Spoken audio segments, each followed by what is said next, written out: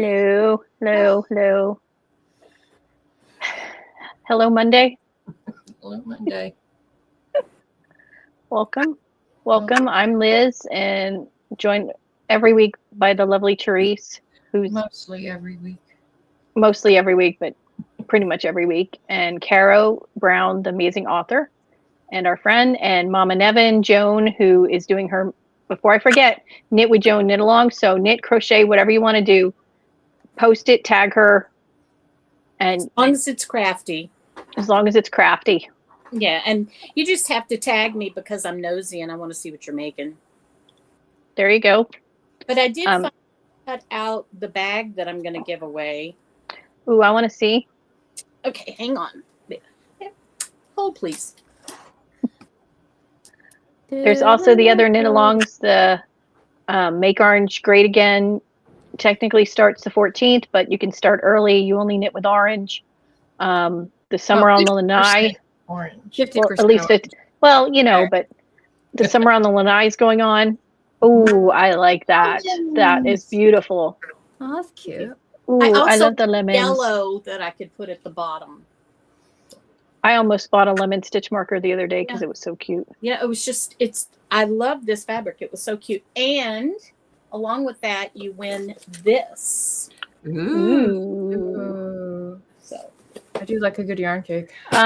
Texas Sheep Lady wants to know, does untangling 400 yards of lace weight count as crafty?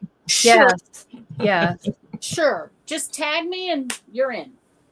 Yeah. And yay, Caro is back. Yes, we agree. The Summer on the Lanai is knitting Golden Girls or 80s themed. That's being run by Amy from Two Sisters and Some Yarn. So tag them. Hashtags, I forget. Just tag them. Summer on Lanai, MAL. Is there 25 or 2025? It's on the spreadsheet. It's on the spreadsheet. So if you go to Mama Nevin's Instagram and go to her link tree, you can get the spreadsheet. I have it. It's in the other room though.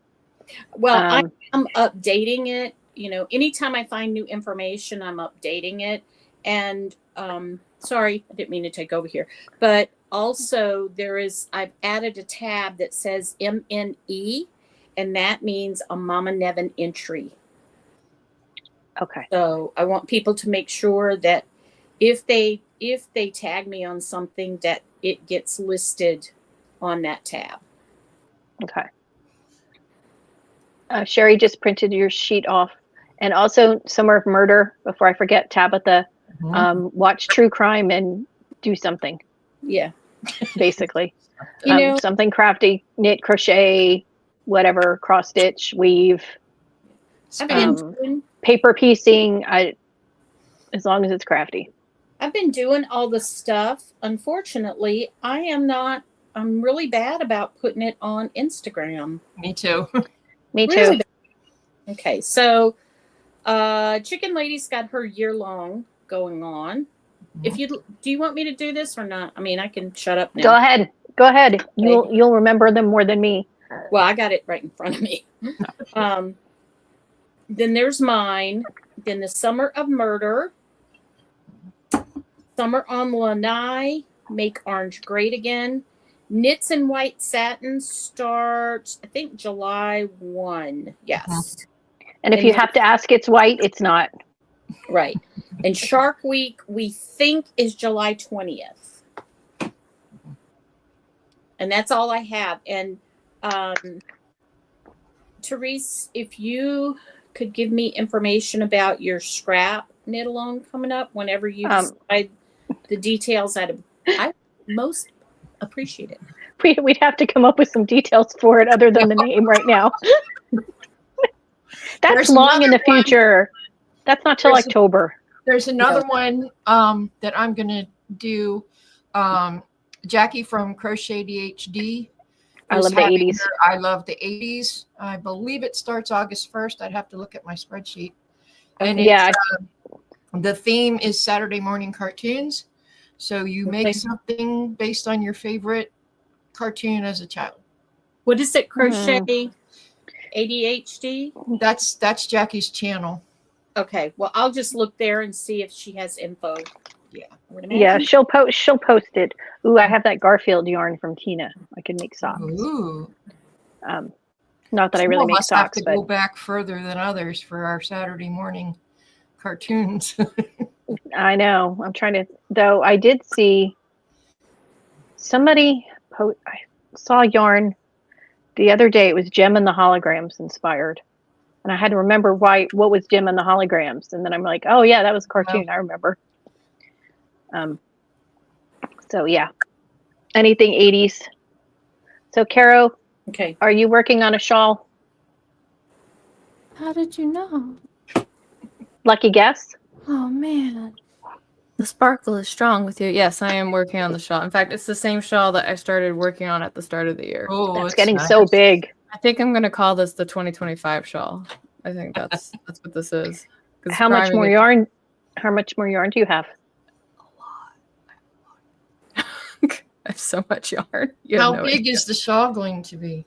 You know what? At this point, it's going to be like a cape that like billows behind me as I walk dramatically down the sidewalk, right? That's what this is going to be. Well, we would expect nothing less of you than walking dramatically. Yes. Make sure that pose while I do it too, right? Make sure that you have somebody with fans pointing at you when you walk dramatically down, so that it flows behind you. Okay. And you need music too. Yeah, you got to have a good theme song. Yeah.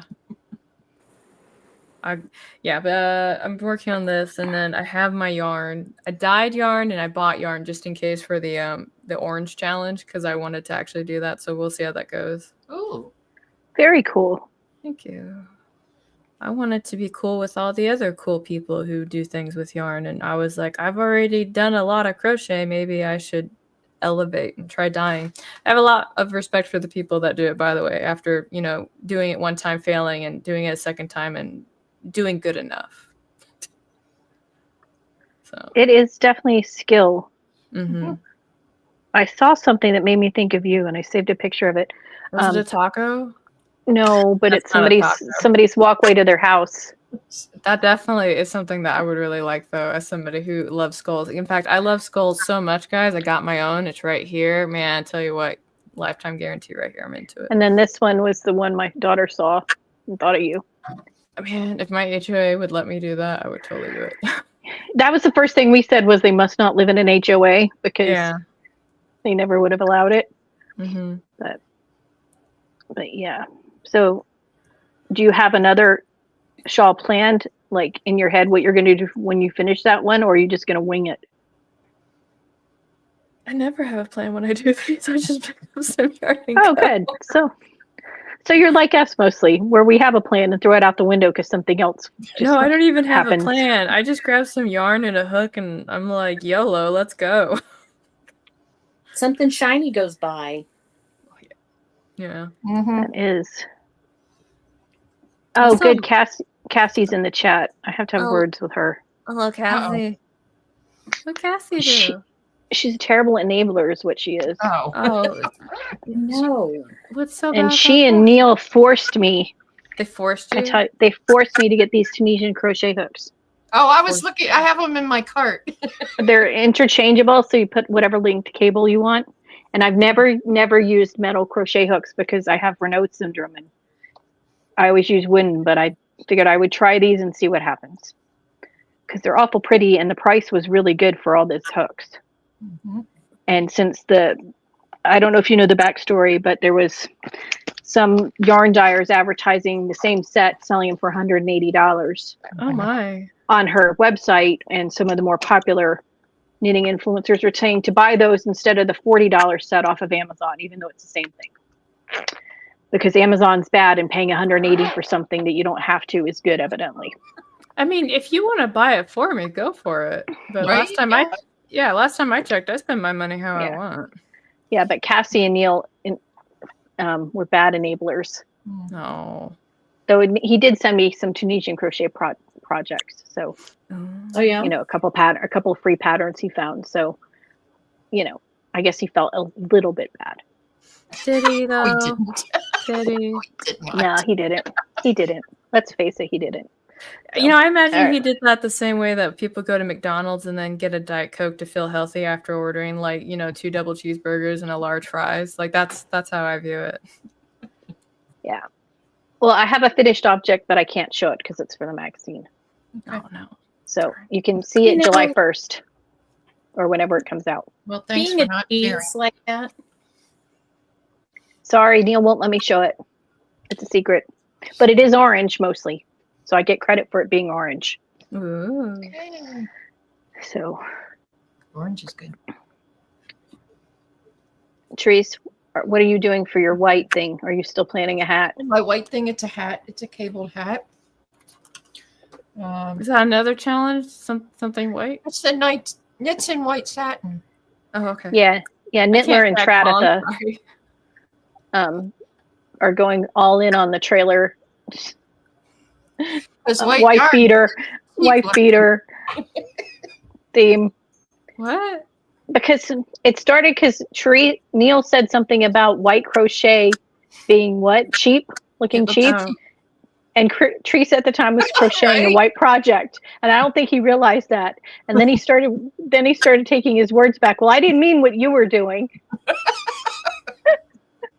And it involved him and Tabitha deciding to do another knit along because we need another one evidently at the same time, but only using white yarn. And if you have to ask, it's not white. No off-white, no pearl, no almost white. Just don't ask. That's what if I'm colorblind and I can't tell? There you can. Or you could knit something in orange and say it identifies as white. And kill 2 knit-alongs with 1 stone. Sorry, that was hilarious. I like it. Unlike our dear friend Tina, I'm not starting 16 projects, 1 for each knit-along. God bless her. No. That's very, very good for her, and I hope she finishes them all. But I'm double dipping for as many projects as I possibly can get away with. So double, triple, quadruple. Yeah. Mm-hmm. Exactly. Therese, what are you working on? I have 2 projects that I've been, or what did Tabitha say? I'm in a thruple or a thruple. Oh, thruple. Yeah, her trying to spell thruple was good the other day. 3, 2. Okay, hold on. Okay, here's my shawl. Is that somebody's fire alarm? It's not me. David, no, it's David's alarm on his phone. Oh, okay. Just making sure nobody's house is burning down. No. Okay, so That's here's good. my shawl. It's getting bigger. I love that, and that colorway. It'll be better when I drop the stitches. And I wish Linz was still knitting. I know. Ugh. Is that a 1 skein shawl? Yes. I'm not knitting, dying, because I really want to make that pattern now too. I know, it's cool. So there's that. That's for summer on the lanai, etc., etc., Joan, etc., etc. And then the other one, and this is going to be hard to show because it curls up.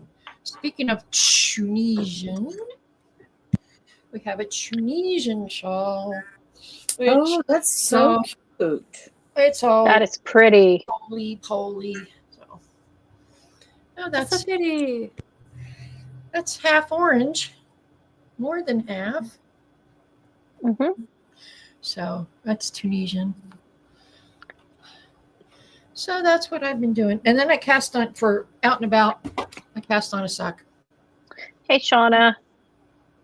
She's made it. Yay, Shauna. You're a winner. I don't know what you want, but you want it. Joan. I keep calling you Joanne now because of your Joanne thing, even though it's Joan. I have been called but you started it. You started it with your knit along, though. Mm-hmm. Knit with Joanne, but drop an end.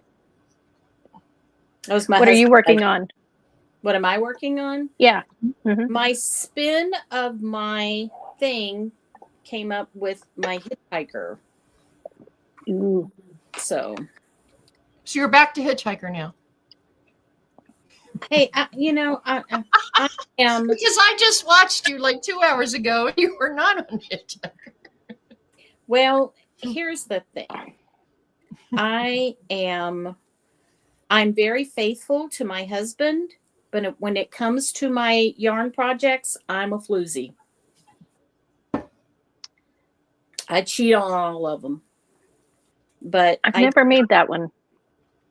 I did the spinner thing. So that's what I'm doing this week is my spinner is picking my next project. Oh. And that's very cool, except then I would have to put all my whips on there, and some of them are out of sight, out of mind for a reason. Yeah. And I don't want to bring them back. So they're fine sitting till I remember about them at such time as that happens. I just put the ones that I'm working on this summer. So all of my blankets and stuff are not on there. Oh, okay. I've never made the hitchhiker except in knit, but I have done a Tunisian crochet version of it years ago. It's really neat. It's such an easy pattern to remember. So, when you want to do something a little on the mindless side. Yep. So. Well, I finished one project for one knit along, and I counted it for yours, Murder, and somewhere on the lanai until it got to the point where you could see what it was, and then I couldn't count it anymore because I can't post pictures of it until Neil posts pictures. But then I started my other one, which I've been working on now, which is a t-shirt. That's so cute. Thank you. I'm not making this a pattern. However, the chart is going to be in a cowl, like one of those cowls that come down over your shoulders. Mm-hmm. Like one of those big. That's going to be in a cowl pattern later in the fall because I have yarn from Chicken Lady that she sent me for her new base, and I'm going to use that. Well, I have thought about making a cowl like that because even though I live 2 steps from hell, I still get cold in the morning because it's cold here in the morning. So I thought I should make one of those and then I wouldn't be cold. Makes sense. Yep. Yeah, so that'll be out in the fall. Okay. And then I haven't worked on that much today because I messed up my hand again yesterday and through complete fault of my own again because I lost my balance and put my hand out on the table to keep from falling, and I didn't have a brace on or anything because I haven't been wearing it because it's kind of healed, and now it's not kind of healed again, but it's not as bad as it was before. So is the brace back? The brace is back on anytime I'm moving on my feet or out of the house, pretty much. Because it's a good reminder when I'm out not to put my weight on it and not to grab with that hand. And it's more the reminder than anything else. Yeah. Because you don't realize how much you do with your hands, pushing yourself to stand up, grabbing things the wrong way, twisting until you can't. And then it's a good reminder not to. But yeah, I identify with this as somebody who broke their thumb before I had to sign my books. Oh, I remember that. That was, I had great sympathy for the pain you were in having to sign all those books with your thumb like that. I had to change my signature because the way I normally write, I couldn't do it, so I had to find a way to do it in the calligraphy form, and now I'm stuck with that signature for the rest of my signing career. So that's exciting. Well, that's a bummer if you don't like that signature. I don't mind. My thumb's almost grown all the way back though. I don't know if you guys can see it. That's good. Yeah, that bump right there. You don't have to wear your Doctor Who inspired thumb brace. Yeah, no thumb condom for me anymore. It's over there though, I think. Yeah, it's right there on the floor. Doctor Who. Oh yeah, let's not go there. Let's not go there because I only saw the headline and that was enough for me. And I'm normally not a headline reader, but yeah, I was like, nah. You don't need to go any further. No, I'm just. It's just disappointing all around. The lamest, laziest. I didn't watch it because I haven't watched the last 2 Doctors. But the reviews I read said that the producers and directors were just throwing everything into it, trying to bring back fans. Man, you know what would bring fans back? A decent show. Yeah, not doing any of that shit you were already doing. Like maybe do the opposite of that. Not be like, oh man, let's channel more nostalgia. Maybe the people will come back. It's like, no, you've broken trust. We're leaving. Goodbye. Yeah, pretty much. You tell them. Yeah. It's disappointing when they do that kind of thing with series. They're remaking so many things that don't need to be remade. Thank you. The Shawshank Redemption's one of them. Why? Oh man, did you see that one article? Yeah, Stephen King got the rights back from Warner Brothers. No. The article was that there were only I think somebody wrote an article about how the movie only had a woman speak for 16 words and that was it. And I was kind of like, do you not know anything about this movie? Like, do you want to tell them? Do I? Not many women in a men's prison back in that time. I know, right? Like, That was like when Dunkirk came out. That was the same criticism over Dunkirk because there weren't enough women in it. Yeah. I have a theory. What's your theory? My theory is that because kids are, they don't go outside and use their imagination anymore to play, and because they have screens in front of them to entertain them all the time, that they don't have as vivid imagination as kids used to. And that is why we are getting movies that are being redone over and over because nobody has a new idea. I'll piggyback off of that and talk about how the school system basically kind of like trains you to not be creative anymore as well. They train you to memorize and regurgitate information, but not do anything outside the box, which is kind of ironic because as you grow up, they're like, why can't you do some critical thinking? And I was like, oh man, creative thinking, kind of goes with critical thinking, right? I can't remember his name. I think it's King. He got knighted because of his research. I keep thinking it's like, I don't think it's King Arthur because like my thought was like every time I hear his name, it's like, oh, that's a guy from a fable, but I don't know. But he spent a lot of his psychology career talking about how schools destroy the imagination, therefore it will slowly erode on society kind of thing, right? Mm-hmm. And about how in order to let children, engage in their creativity, we have to let them explore again. So, children naturally do scientific thinking, take a kid picks up like a penny. It's like, what is this? First thing to do, taste it, sniff it, put it in their ear, like stuff like that. Cause they're trying to figure out what it is.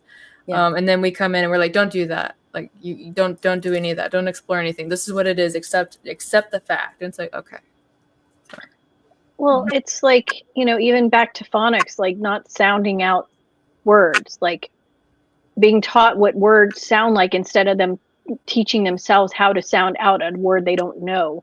So they don't have that skill. And then when they read later on, a couple of years later, and they get words, they can't pronounce them because they don't have a clue on how to sound them out. Did you see the girl that graduated high school and couldn't read or write? Mm-hmm. And somehow she got into college? Mm-hmm. Yeah, I saw that interview with her. It's insane. But she's not an isolated case because the teachers, they just want you to keep passing them because they get more money and they get the students out of the way. And okay, well, I'm glad that you guys didn't tell me I was crazy for that theory. No, I think it's affecting a lot of things. Like I saw a video this father put out the other day. He took away his kids' screens. One was like 8 and the other one was like 14. And he told them to go outside and play. And they were just sitting on the swing, not moving, just looking down because they couldn't figure out anything to do. Yeah. I'm thinking we would have been out of the yard, down the street with someone else. We would have gone causing feral. mayhem. Yeah. Causing trouble. Dragons and all sorts of things. I was an explorer. I always wanted to go as far as I could before I had to come back home for dinner. Mm-hmm.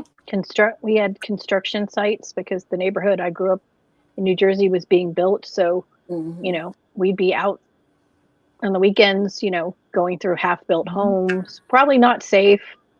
A lot of things out there that weren't, we shouldn't have been around, but, it was get out of the house, come home when dinner time. We had woods. And not before. We had woods too behind the house too. But, it's like we joke with my daughter that she could never be a historian because since she was never taught cursive, she can never read old documents because she was the last grade in her school to learn cursive. And in the third grade, they learned their names and that was it. How to write their name. Wow. And they weren't taught it after that. That's a shame. Yeah. Yeah, Kat says out till the street lights come on. Yeah, construction sites are not safe. That's for sure.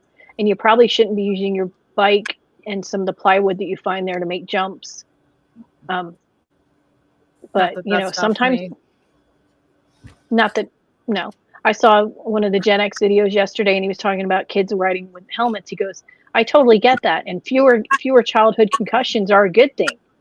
He goes, we just never would have done that. No.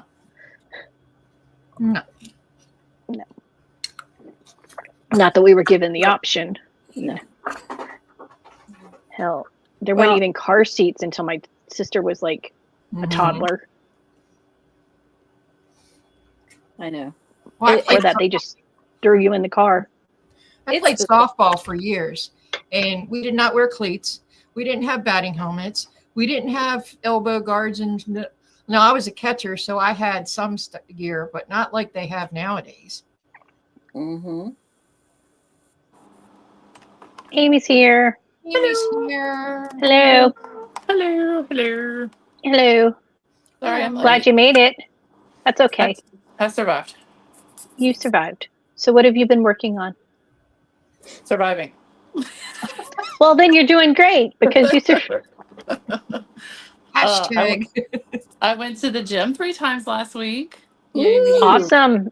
Which I only Good walked for the you. treadmill, but that's okay. So, Mhm. so my goal is 3 times this week. I shall not Clearly- be learning yarn for a while because I have to pay for 5 cavities in my child's mouth and his wisdom teeth surgery. So, Ooh. Ouch. no, Yeah. You're right. Yeah. I did that with one of mine, the cavities last summer. Yeah. He's And like, I luckily- do floss. Luckily, the wisdom teeth, his insurance will pay for that. So once he's there another month and gets his insurance coverage for his new job Yeah. underway, then he can pay for his wisdom tooth removal. Yeah. No, but still on me. And he's like, it's a conspiracy. They just want to get money out of you. Sure. Tell me I'm that like, when you're in no. pain. No, babe, you actually have to you have to fix your cap. Trust me, as I know, as somebody that didn't take care of her mouth, not by choice, but because we didn't have, money for that as a kid. But Right. so Yep. anyway. Yeah. Both of my kids got their wisdom teeth out on the same day.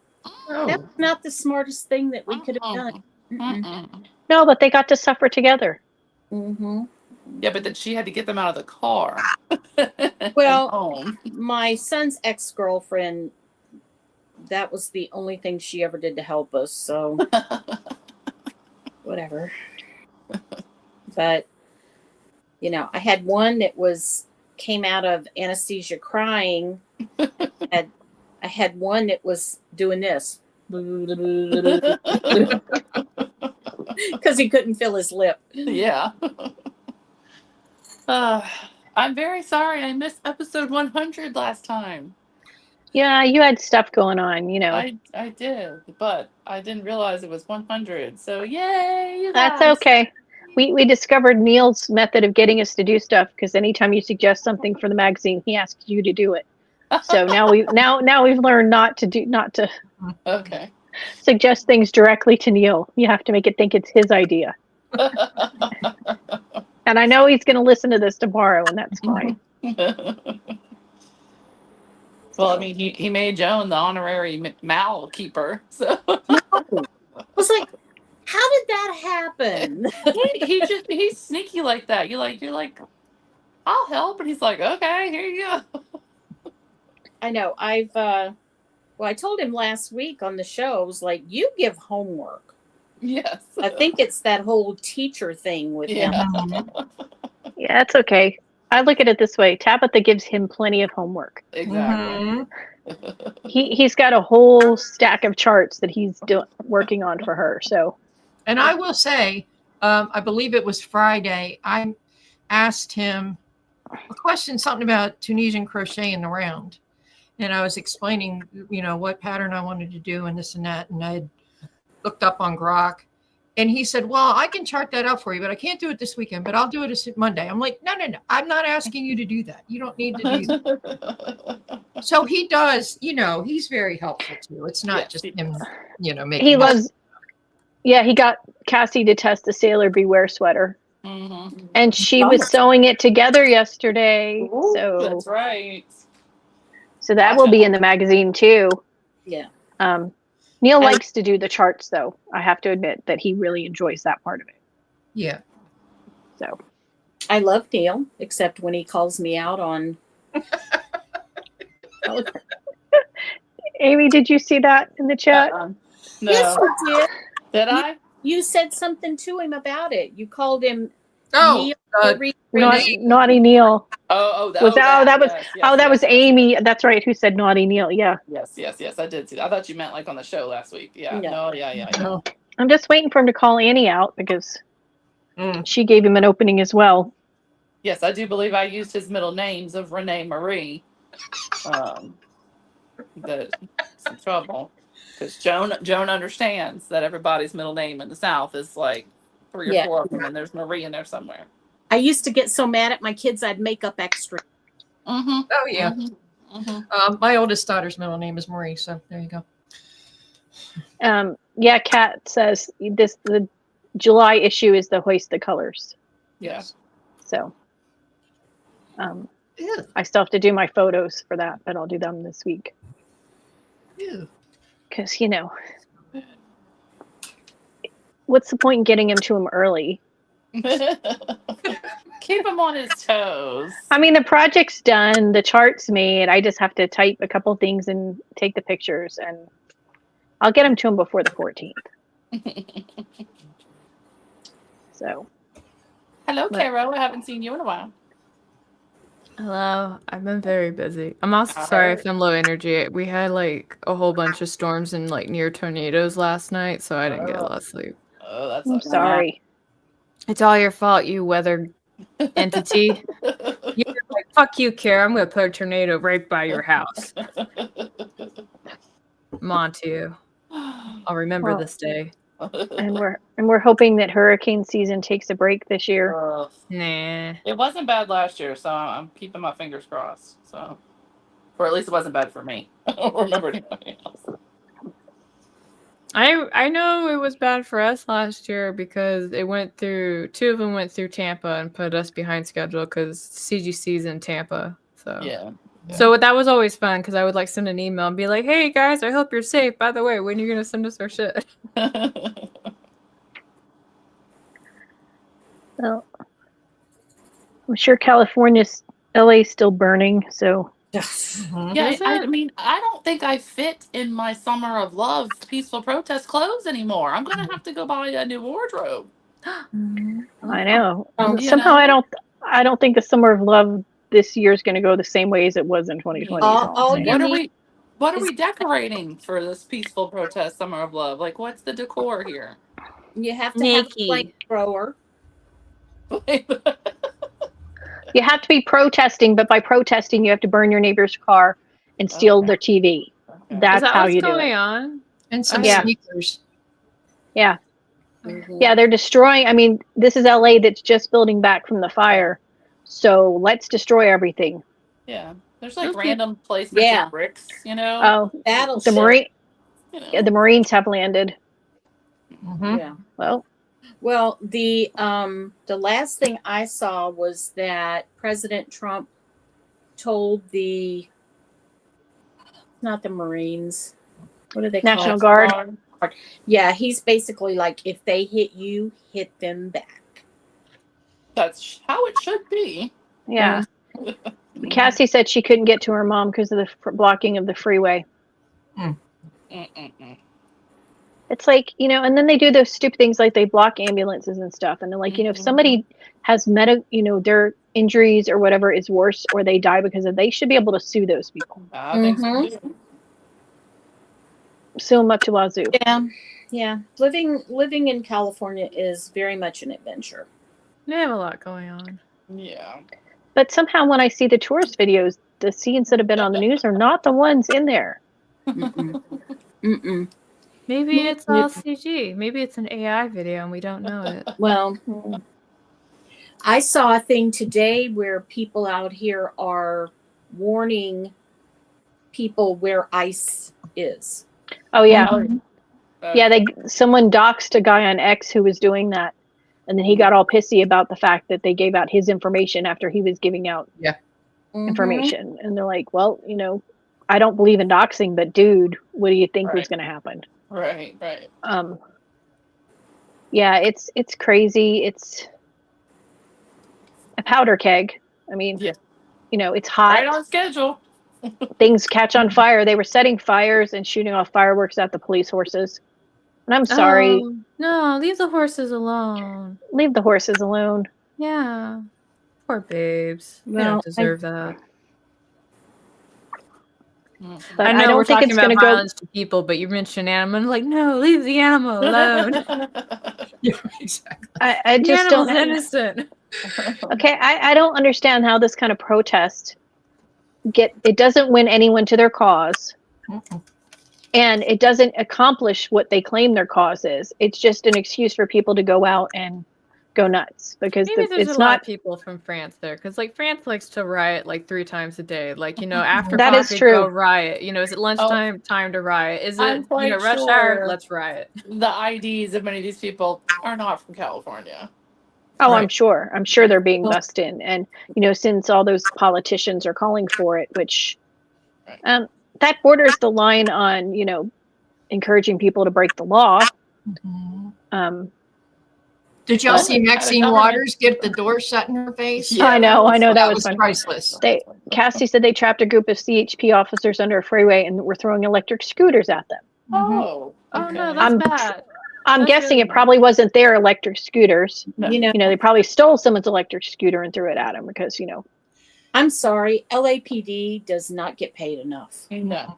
They need to be paid more. Man, they're having their own live action Lord of the Flies. Mm-hmm. What was that one movie? Was it Alien? Was it Predator 2? Is that what it was? Predator 2, where it was in California and California was just absolutely mob crazy. I think so. Yeah. I'm yeah, not I mean, say that it wouldn't happen in my part of California, but knock wood, so far it hasn't. Yeah. We get little protests here, but they try to keep it away from the tourist parts because the people who make the money on the strip, they don't want any of that stuff. They don't want anybody keeping people from coming in and spending their money. So they put a lot of that down pretty quickly. One thing that the protesters got called out on is that a lot of them had Mexican flags that they were waving. When it makes it an insurrection. They were like, okay, you're waving a Mexican flag, but you don't want to go back to Mexico. Yeah. Well, what I saw a clip, CNN, they were talking about Trump's approval polls because thinking, this was going to decimate his approval poll, and it actually went up, and it's higher than it was his first term. And they're like, oh, it went up 6 points in the last couple of days, which was not at all what they expected, and all these celebrities are getting involved now. And it's like, I don't see you renting out or giving your home and your property and whatnot for people to stay on. Right.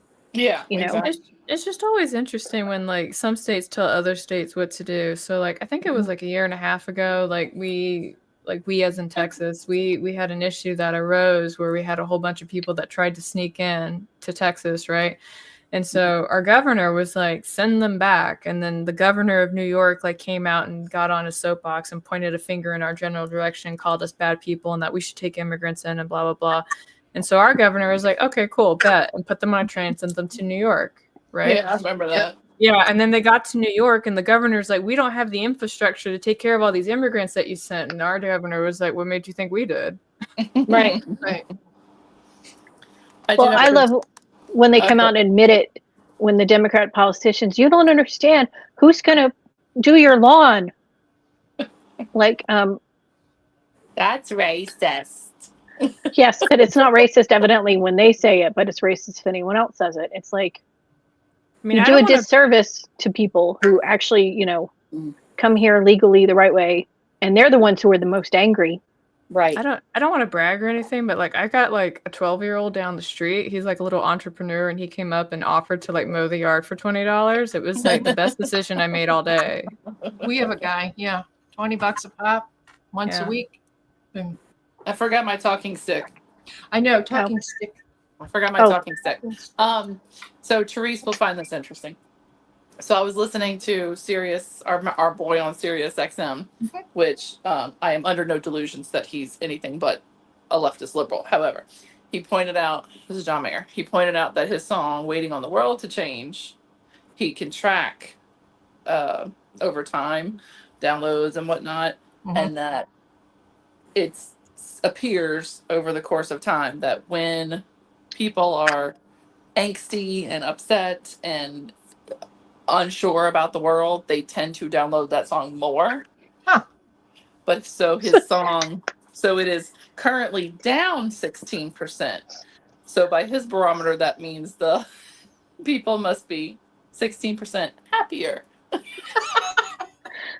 Are you saying very scientific socio? Are you saying that he's behind these writings so that people will download his songs more? No, I'm not at all saying that because he's my man. But I thought that was interesting that he even paid attention to that. And then, of course, I don't know what his barometer of what the world is, So, I'm sure he thinks, Well, I do like the part in that song where he says about when you trust your television. Yeah. When they own the information, they can bend it all they want. They own the information, they can bend it all they want. Yep. Has anybody ever changed their mind from the painting on a sign? Nope. You believe what you believe, and so. And God, he was such a baby when he wrote that song, and you imagine what the world is like. There was a construction company I worked for a little while after I got out of the military, and I was not building anything, guys. Like, don't think I actually was Me neither. No, I was working in the office, and so when I was talking to one of the PMs, they said recession was good church time, and I asked them, what does that mean? They said, like, during recessions, people go to church and they give more money to churches, and what do churches do? They do renovations, they add buildings, and so recessions is church time. And I was like, oh, that's good to know. Well, have you guys heard of the angst that's going on because of all of the sewing patterns? Oh, the big four? No. And I didn't read it. So what is that? Even my daughter mentioned it before I came in here to podcast. She goes, "Oh, you should look into that sewing thing." I saw the title and read it, and then I didn't click it because I don't sew, so I didn't know what it was about. Inform me. Basically, do you know? Does anybody know more than me? Because I don't want to sound like I'm. I don't know a ton. I just know that there was a sale. I can take a needle and a thread and sometimes fix my jeans. That's it. That's all I know. Well, the majority of sewing patterns were bought by a company in the UK, and the company that sold off Joann's was from the UK. So you mean like Simplicity and all that kind of stuff, and Butterwick of the patterns that you would go to the fabric store and pull the drawer out and buy the pattern? Those people. Okay. All right. I'm with you. So there's a little bit of angst, and I heard someone say, we're losing all of our crafty stuff, and I'm like, hey, I am prepared. That is what I hoarded all this stuff for. Exactly. So. Okay, but so I'm also confused that Michael's is buying Joann's stock. They bought their intellectual property. Okay, but I thought Hirschner's was going to sell the big twist. They are, and Mary Maxim as well. Yeah, I think they just bought the So is there going to be like a big three, like, you know, or are they all owned in the same parent company? You know what I mean? I don't Or is there know. going to be like price competition between Mary Maxim and Hirschner's and? I would imagine somebody would step in because Okay, that's my turning back. more into Can a you hear me? monopoly. Yes, hello. I can't hear you now. Oh We no. can hear you. You could leave and come back. I would imagine I'll be because right back. that was like an issue that we had with publishing, because when the big six became the big five and then the big four, every time they did that, they had to go to court to have it reviewed, because when it turns into a monopoly and that price control that you're talking about, then it has to be looked at. So I'm very curious about that now, but I do want you to notice it said the big six to the big five to the big four, so obviously that still went through. So Right. But like it sounded like Michael's was going to carry like the fabric and stuff. It said 600 different inventory type items. So But those might not have been Joanne name brand items, though. Well, you know, like Big Twist is. Right. But I thought like the fabric, because the fabrics are not necessarily Joann's. They're other, you know, fabric makers, whatever the word is. But fabric printers. They seem to have a lot of character fabric.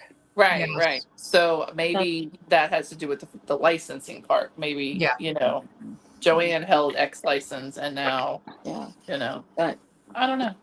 I mean, I think for them to have enough fabric, it's going to have to be like half the store. I was about to say, but they're going to have to renovate Michael's, because my Michael's is not like, there's like maybe 2 aisles of fabric, and it is, you know, some solids and maybe a couple of little, you know, cartoony ones and a little bit of thread and a little, like, but there's like hardly no buttons, no notions, no stuff like that.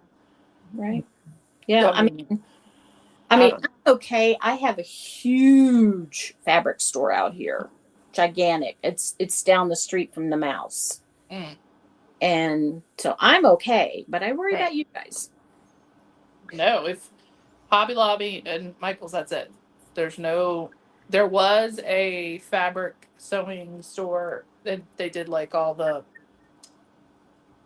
what's the sticky stuff that the Cricut people do? Oh, the cutting stuff, vinyl stuff. Yeah, so they sold that and the fabric and embroidery, but they didn't sell like any needlecraft stuff. So I never really went in there, but they closed. So now it's just, I mean, does Walmart even have fabric anymore? Not really. Yeah, well, I mean, they do. A little bit more than they were having for a while, but they don't have much yarn. Do they even have a cutting table? Because I don't remember ours having a cutting table. Yeah, but what they're doing now, let me show you. They have a lot of pre-cuts, which that way you don't have to wait for people. I mean, Hobby Lobby's fabric is not a terrible selection, you know. It's mostly quilting cotton, you know, that kind of thing. Yeah. We used to have Hancock fabrics here, but they went out of business. Hancock fabrics. We have a couple small stores, little stores, but and a couple quilt stores throughout the valley, but they're not big and they don't have huge selections. Right. And that's like I know Joan was saying on one of her podcasts before, like fabric, you need to feel fabric. Like once you know you like it, sure, then you can go online and order more if you need more, but you need to feel it, you know. It's very tactile. Yeah. And anybody who has sewn for any length of time knows that. Right. You have to feel it. And you also have to see it. You have to see how the grain is. You have to see, you know, how, if there's a design, you know, if that's going to work. Because looking at a picture of it doesn't tell you in your hand if it's going to fit, you know, when you're holding it in your hand, you can look at it and see. Character and it turns this way and that way and this way and this way, where you cut it, you know, makes a difference. You know? Yeah. Well, and the pattern repeat and yeah, the color saturation. I mean, all of that. It's much better to see it in person. So I mean, I hope that Michael's gets enough fabric, because the only thing I ever bought was the flannel for baby, you know, for Let Them Live, but you know.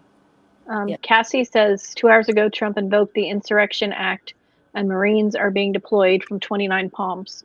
Let's go. So they're going to go right by my house. Handle it. Oh, and in case anybody wants to know, That's what I voted for. Me too. Even though my little liberal children did not. Well, I don't actually vote, but yay for you guys. mine went from deciding he was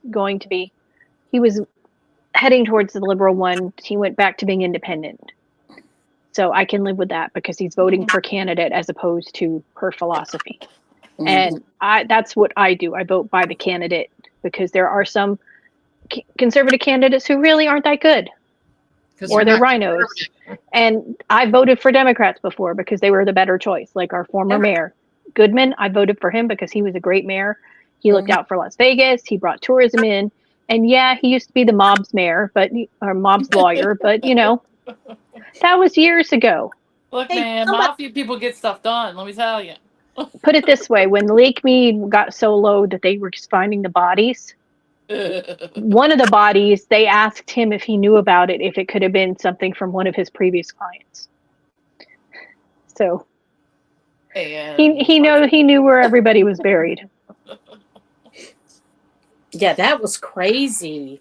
They were finding so many bodies out there. How many? There were like 7, I think. I think they found 7, and most of them had been lost swimming or fishing, or that they knew it. Most of them they knew about. Most of them they knew, was somebody who had drowned.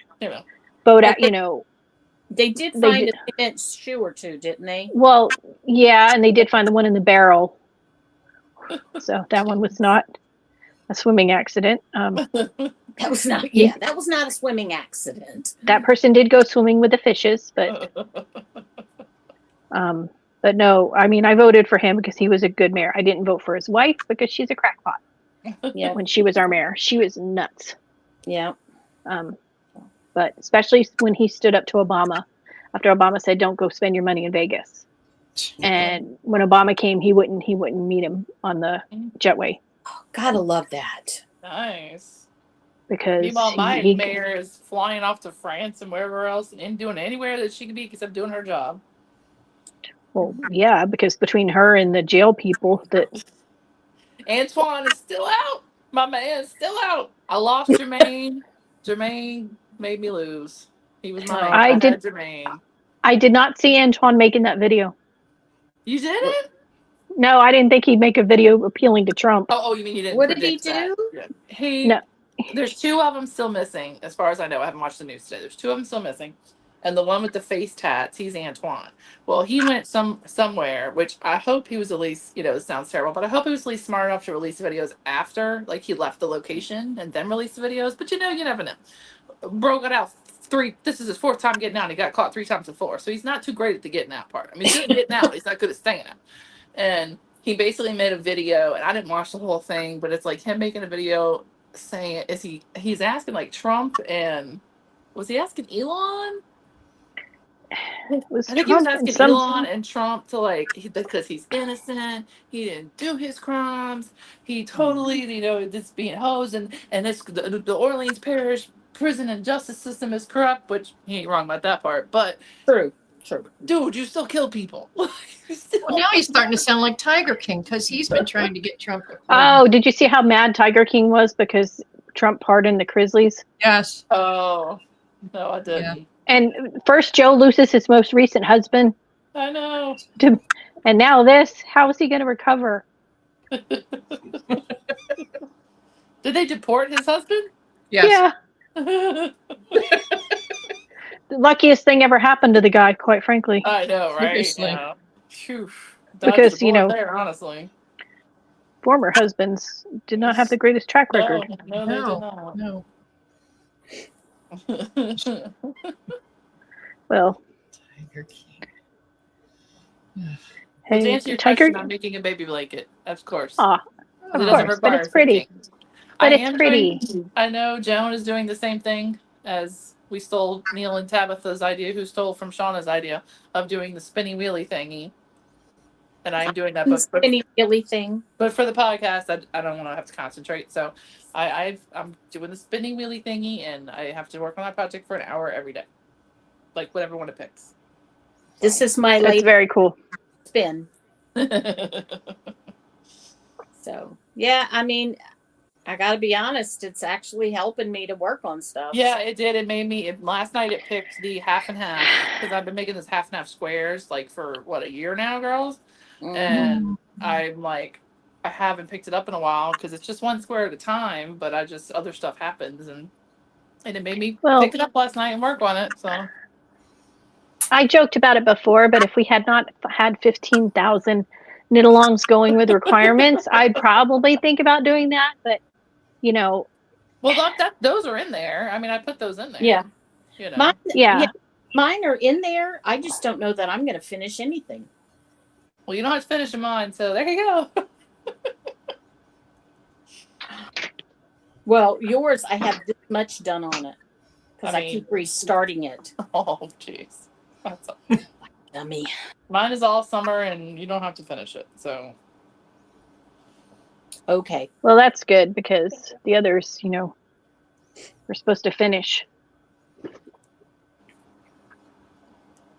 You have to finish the orange one and the white one? I think you have to finish the white one. Oh, for sure. I mean, I know you have to finish that week. I'd have to look at the spreadsheet. It's in the other room. I don't have that written down. Because Summer of Murder is just all summer. I didn't think you ever had to finish Summer of Murder. No, you don't have to finish Summer of Murder, but you got to finish. Originally, you said you had to finish yours. No, I did not. Oh, well, somebody said you did. If you look at my post, I never said you had to finish it. That's my fault. I will take the on it. Joan did. Joan misspoke. It's my fault. I won't be mad if you finish it. I'll be very, very proud of you. But and then you do have all summer. I'm just saying, if you can't finish it, I know. I think I assumed that you wanted it finished because I figured if you were so strict about when they cast on, you would want them to finish. But apparently I was wrong. No, I was just very adamant that you cannot start before June 1st because I can't stand when people are like 99% done with the whip and then they like enter it the next day and make long. It's like, no, come on, play fair, I agree. Ooh. About to have a thunderstorm. Excuse me. So we're about to have a thunderstorm. We got the thunder. We had one the other day. It didn't last much more than 20 minutes, but it was coming down when it was. And I'll be right back. Okie dokie. It's supposed to rain here all week. So. Of course, 10 minutes after it's done, it dries out, and you wouldn't know it had been raining because it's so dry here. It's so dry that the earth doesn't absorb the water. Like, that's why we get the traffic gets bad in the rain because of the oil that's on the roadway. As soon as it gets wet, it becomes like dry ice or like black ice, and then you just slide. But it's one of the joys of driving here, and then we get lots of people from other places driving here, so that just makes it a little more exciting when it rains. But did you hear about Trevor Bauer? No. The MLB player who was falsely accused. No. Well, they pretty much ended both their lawsuits. She admitted, she was lying. He had proof she was lying. And they had signed NDA so that there was going to be no money in the settlement. And then she went public saying that he had raped her 21 times, violated the NDA. So the judge charged her 10 grand each time and then threw another 90 grand on top of it. So he's getting 300,000 after losing his career. Yep. But the Dodgers did pay out his salary. So he did get his full 100 million before they let him go. But I still think, it was a big deal because she claimed that he had raped her, rough sex, the whole thing. And turns out there were text messages that's exactly what she was asking for. And that there were premeditated messages with friends of hers saying how much he was worth and how much of it she could get and that kind of thing. But the MLB and the Dodgers right away, punished him before everything. They suspended him for 2 years without pay. Right. And then they let him go. And then let him go. They had to pay out his contract. Our NBA guy, the big guy that we paid a buttload of money for, that's always flipping hurt, Zion Williamson. He's in some kind of civil suit. Some girls making the same accusations against him, and I haven't heard that they've done anything yet to him. It depends on who they are, because some players get punished right away and some don't. Yeah. But the MLB went after him right away too. Like, and I think he should sue them because they treated him as if he was guilty. Yeah. Yep. I'd like to pitch for the Angels because we have lots of openings. I mean, was he stupid and yet he took the wrong girl home? Yeah. And, that's on his poor choices. Right. Yeah. But if he didn't do it, he didn't do it. And Right. But I think when anyone's falsely accused of stuff like that, they should have to suffer whatever punishment the person they accused him of would have gotten. Mm-hmm. Well, so if it's prison, then they should get the prison. Well, she has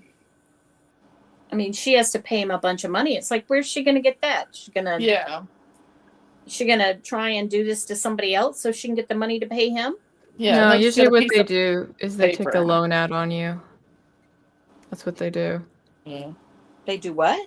They take a loan out on you. It's why sometimes when people go to prison and they have to pay out money, what they do is when you go to prison, the salary that you would typically get while you're doing the labor goes towards the loan that was taken out to pay the other party. Yeah, but they get paid like 63 cents an hour or something like that. Yeah, well, when you have a life sentence, you've got time, right? But that's really what it comes down to. So they take out a loan on you and you have to pay that loan back one way or another. So is she going to prison? Nope. I don't know that they brought any actual charges against her. The DA wouldn't charge her. Because a lot of the times the DAs don't want to bother because it's going to be a pain of a case. And it's just easier to, let it go and let some guy have his reputation ruined. Mm-hmm. Because even if it's proven they didn't do it, people are always going to think they did it. Yep. Right. Yeah. Well, I'm glad for him that he had the outcome he did. I mean, don't get me wrong. If they did it, they should be totally punished. Because obviously, yeah. But the false accusation thing is just getting ridiculous. Yeah. Well, it's really discrediting, right? Because like for every one time like a lady does this to get money, she basically robs the voice of actual victims, and that rubs me the wrong way. Carol. Yeah. Well, I mean, there's 10 real victims for every one. That's and 7 of them don't come forward because they don't think people will listen to them because of the money grubbers, right? Right. Like, I'll never forget when I was in the military and they put like this chick in my office and they're like, yeah, we're going to discharge her from the military, so we're going to have her stay with you. And my first thought was like, so if you're discharging her and you're taking her security clearance away, you put her in my office and I deal with names, socials, addresses, and date of births. Like, that seems really retarded. So I put her in a chair and had her face a corner where nobody could talk to her, right? Because literally I couldn't give her anything to do. Right. And then at one point she made the mistake of like telling me why she was there, which was she drank too much, went to sleep with some guys, and then she woke up and she didn't know what happened. So she just called the cops and said that they like assaulted her. Right.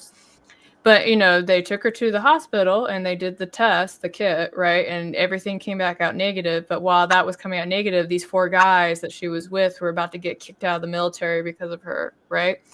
And so she told me that, and I was like, well, it's like, and I asked her, I was like, why would you do that? And she's like, well, it didn't matter to me. And like, I fucking lost it. Oh, Lord. Yeah.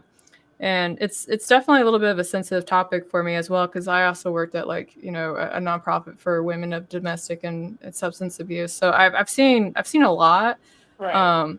And so, these very selfish and small thinking women, are basically hurting women all over the place because they're so busy trying to think of what they can do to get ahead that they're ruining it for everyone. And I'm, my heart goes out to all the women that don't feel like they can come forward with like the things that happen to them because of like, selfish cunts like that.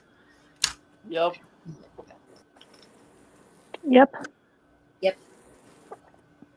We are It's unfortunate. Yeah. Yeah, whole cry wolf thing drives me nuts. Yep. Yeah, people are always talking about how hard it is for young women, and I'm like, you know what? It ain't easy for boys either. I'm like, No, it's not. I'm like, dude, y'all better get like all kinds of consent, like written and everything. Well, there was a guy I knew, and this chick tried to do him dirty, right? And he had like messages and everything across the board. And the only thing that got him off the hook is that when he was in court, the lawyer asked the lady, "It's like, did you take your own clothes off for this encounter?" And she's like, "I did." And he was like, "That's consent." She took her own clothes off, right? So. Well, I watched one today. It was a guy, 23-year-old guy from another country, and a 12-year-old girl that he claimed he had been dating for a year. He picked her up and took her to school and claimed he didn't know how old she was. She was 11 when she started. When she was 12, they had 4 intimate encounters, and she told the police she was voluntary. She was voluntary. He didn't force her, but she's 12, so what the hell? She still can't sir, consent. were you taking her to college? No, you were. No, well, he claimed he didn't know how old she was till right before the 4th encounter, but he did it anyway. And he's like, "You don't understand. It's my culture. It's my culture." He's from another country, and when I looked up their age of consent in that culture, it's 18, and they are very strict about punishing under 18. Mm-hmm. So no, it's not your culture, dude. You just he's like, "Oh, I never had it." His lawyer was bad mouthing the girl.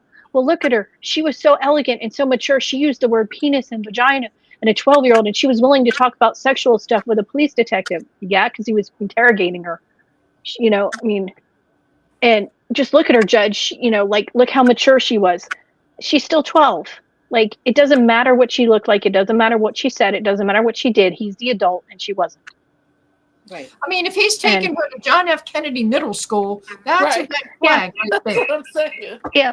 Exactly, and that's what the judge was. But his attorney was so bad about bad mouthing to the victim, like it was all her fault. And the guy's like, "You must help me because my mother back in my country is sick, and I need to send her money," and all this stuff. And it's like, really, that's the typical. Oh, I take care of my sick relatives, whatnot. And he's like, I never had a girlfriend before her. I'm like, you didn't have a girlfriend with her either. Yeah, you had a victim. And his lawyer just kept referring to him as a young man. I'm like, well, if he's a young man, then she's an infant. Yeah. I mean, he got 15 years. He got 15 years and then to be deported. But, in my culture, when we find predators, we take a baseball bat to their head. Mm-hmm. We're going to have an impasse here, unfortunately. Well, at the beginning of it, and I didn't hear it correctly, they said there were 2 defendants, and I'm thinking the other one was her mom. Because her mom knew this was going on. And her mom was like, "Oh, she's fine. She doesn't need therapy after this. She's all good." So I think the mom knew what was going on. And because the mom would call him and have him pick her up from school. But he didn't realize how old she was at a middle school. Like, baloney. So I'm thinking her court case will be coming up too. But I was like, it doesn't matter who the instigator was. You were the adult. They were the child. Right. So crazy.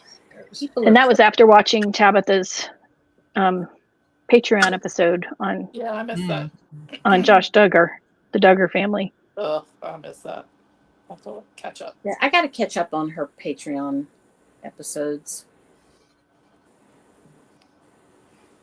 I'm behind. There's so much stuff to watch. I'm always behind. I know. Very excited because I'm proving her wrong during Shark Week. Oh boy, how so? Because Tabitha said there are no true crime specials about sharks, and that is not true. There is. Oh, that's definitely not true. Yeah. There's actually a famous Australian case from the 1930s where a shark is involved in a murder. So she's wrong because I've seen the documentary, so I know it's not true. Yeah. So I'm sure there's others too. Mm-hmm. But because someone had asked her and with the Neil when she was talking to Neil about watching true crime during Shark Week instead of shark stuff. I mean, and she there's says got to be some cases of like, I know there's cases of like the rich guy takes wife out on boat in the middle of the ocean and oops, she fell overboard. Mm-hmm. And he did it, he knew she was gonna get eaten by the sharks. So That high school girl, where was it? They went to Bermuda. Was it Bermuda? I don't think so. Aruba? Are you talking about the one who was murdered in Aruba? Yes. Yes. Yeah. Treese knows about that. Yeah, because I was there 3 days after she disappeared. No. It was crazy. Were they still looking for her? And Oh, stuff? yeah. Yeah. They looked for her for months. They looked for her. They found her body, didn't they? I don't think they did. I don't know. They never found her body. I think that's one thing he's held over the family. He's never said where, Yeah, what he did. He finally admitted, I thought, that. Yeah, I thought he admitted he did it and said where he put her. Oh, see, I thought he put her in the ocean. That's what I think. Yeah, he put her like on. In It the was on ocean. the beach where she wash away. You know. Yeah, Well, that was after and then he he whacked and then that he other girl. yeah, on the same and on the anniversary of it, he whacked another girl. Yeah. The one that I saw was in the 30s, where some like carnival type event, they had a captured tiger shark that people could come and see in a little pool, and the tiger shark vomited up an arm. So they thought somebody had been murdered by the shark. And it turns out what had happened is someone had been killed and dumped out in the ocean, and a shark had eaten him. But then this shark ate that shark. And then when this shark was captured, the arm came out. Oh my gosh. So it was an actual murder mystery. Yeah, it was they call him the shark arm mystery. Oh wow. You know, you can't make this stuff up. No. Hey, I just saw a news article the other day that said that some guy in Florida was playing frisbee golf, and he got hit in the head with a little tiny hammerhead shark. I don't know if it was really. Oh yeah, it fell. It fell. Yeah, I saw that it fell. The bird had dropped the shark. The bird had caught the shark. An osprey had caught the shark. Yeah. Was flying away, and crows were chasing the osprey, and he dropped the shark, and the guy. Yeah, the dude just got hit by. So at first, that is a crime. Well, at first, when I saw the video, I thought at first he was going to say it was a Sharknado. Yeah. And then he's like, no. And then I read the article, and they're like, no, there was an osprey that dropped him. I'm like, oh, okay, that makes a lot more sense than Sharknado. Because I think if it had been Sharknado, we might have heard more about it. Crazy. I hope Anne's enjoying her trip. I think she's almost done, because I'm done being not Ann Pinkova. So. Well, you're doing a great job being not Ann Pinkova. You're being, yes. Yes, you did. DK was like, "Hey, Africa's podcast. Are you available?" I can't be soon. Yeah. Texas Sheep Lady. I think they knew who he was because of the tattoo on the arm. Oh my! I don't think the body. They knew who he was, but then they ended up having to track down who actually did kill him. Well, there should have been fingerprints. Yeah, I mean, there's more than one documentary about it on YouTube. That's crazy. But oh, by the way, I forgot to say this is a Sicily Picture It 1923 is the colorway. Oh, that's cool. Is so pretty. It is. She did a beautiful job. I love this color. And it was dyed by our lovely Tina from Awenit Yarn and Fiber. Yes. Which there is a coupon code for my podcast viewers, and now I forgot what it was. I think it's Loki Doki. Loki Doki. Lokidoki.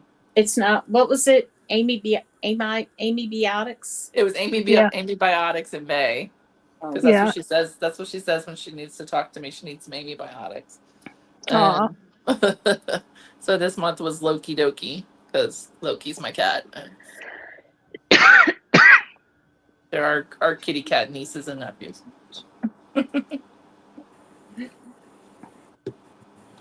Which we had the craziest thing with my dog the other day. So my dog likes to get out and roam the neighborhood. And now that the mediums are gone, the streets are just free, So she digs holes and ticks off my neighbor next door, which I understand because it's a hole under your fence, And she's retired and elderly, and what else has she got to do except check her yard? So I got the stupid electric fence thing for a lot of money that I didn't want to spend, but I couldn't keep dealing with her like getting mad. So I put it on her. We figured out where it goes. So at night we put her in the garage in a kennel and we take the collar off because you're only supposed to put it on for like 12 hours a day or something like that. So at night when she goes to bed, she goes in the kennel. So I get up like Monday or puppies or Sunday or something. Speaking of which, We should get puppies. And I see a neighborhood post that says, and it's for my neighbor, and she didn't even realize it was Lucy at first, but she posts like, this little girl is running down the street, da da da da, and people are like, Amy, it's Lucy. Amy, it's Lucy. I'm like, I see it, Lucy. Like everybody knows it's Lucy. Stop dying. Liz, are you okay? yeah, I just allergies. So but I don't see this post until like after I've gotten up and I walk in the front room and she's laying on the bed with the electric collar off next to her, and I'm like, did you grow a thumb and the ability to take off the collar? I'm like, what is happening here? I'm like, how is she out? First of all, so I thought my husband didn't put her up. I thought he forgot to put her up. Because I had heard her walking around because she tippy taps. She has really loud claws on the floor. So I had heard her out. I'm like, oh, I didn't put her up. And I'm bitching in my head and my husband. And I'm like, how the hell? What happened here? And I'm like, wait a minute. How did she get in the neighborhood? So my neighbor messaged me. She's like, oh, I realize it's Lucy. My bad. I see it's her. I'm like, well, she's laying on the bed now. So I don't know what the heck happened and how she got out. So we go in the garage and figure out, because we've been leaving the garage open a smidge to let air flow in because it's hot as balls out there.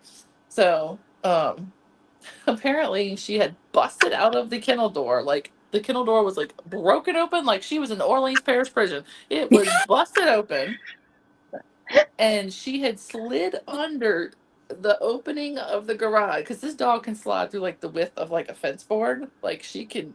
And she's not a tiny little dog, but she can shimmy. And so apparently she had busted out of the kennel, slid under the garage door, roamed the neighborhood in the morning, and then dug a hole back. Thank God I'm not on this neighbor's side, but dug a hole back into the yard and through the doggy door and was on her bed when I woke up. I was like, damn, what the actual? How'd you get the collar off? He had taken the collar off when he put her in the kennel that night. No. So I was like, because that's why I'm like, why is she laying there next to the how'd she get out? I'm like, how did she get out? What did you have to do to fix the kennel? I think what happened was it didn't latch all the way. So she took the opportunity to push up on the latch and just finagle it out, you know?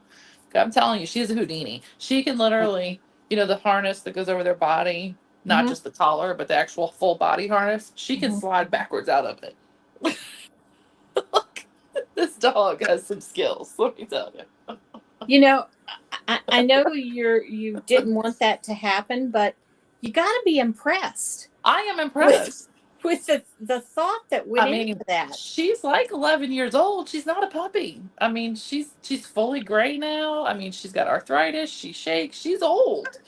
But she wanted to go see the neighborhood. And she will run like the wind through the neighborhood. And all the neighbors know, like, because if you see her and if you're like, come here, Lucy, and you're all nice and sweet. Oh, no, she doesn't listen to that. You have to yell at her like you are releasing all the rage you have been holding up for years.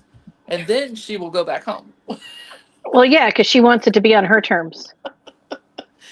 So you can't lovey-dovey talk to her. You have to yell at her like you are screaming at a toddler about to run in traffic. Like she makes your life interesting. She does. But I was like, please don't have dug a hole on that side. Please don't have dug a hole on that side. I'm like, we finally have no more neighborhood drama. I don't need any more. Well, she had to check out where the mediums were. I know. She must have been like, oh, it's like a freeway now. Just go. When you posted the video of that, your trip, I was watching it and my husband and daughter were cracking up too because they know the saga of the mediums and just laughing because it was so funny. You're just like, I wonder how many people are going to like accidentally call them mediums instead of medians now. I was wondering because everybody's saying mediums, and I'm like, I thought they were medians. They are, but the lady who was behind them kept calling them mediums. Even when she was corrected, she kept referring to them as mediums. Even in official, in official letters that she would send, she would call them mediums. So then it just became a thing. I'm sad that you couldn't go out there with somebody dressed as a medium with a crystal ball on Halloween. I said somebody should have done it for Halloween, so So man, when she walks around the neighborhood, she don't look at nobody. Is your son? You said he's going to trade school, right? Yeah, he works where I work. He's a plumber apprentice. Okay. Because I was wondering if the vocational school is still there. The one by the bayou? Mm-hmm. No, Katrina took that out. Oh, that's where I went to school. Yep, Katrina took that out.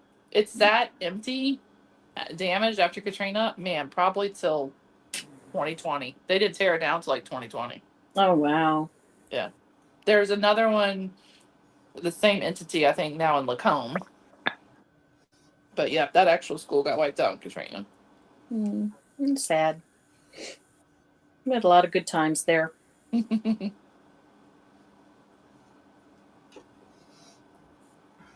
Yeah, I went to Delgado. That's where I went to school. So, but he doesn't even have to. His is online school. He doesn't even have to actually go to a school. He does it online. That's good. And then he works, full time. So. Well, maybe he needs a $500,000 GoFundMe. Yes, like that yarn store. I know that Neil will talk about it, but can we not have a round of applause for Blocked Magazine outliving Radical Threads? Yes. Well done, sir. Well done. Yep. Well done.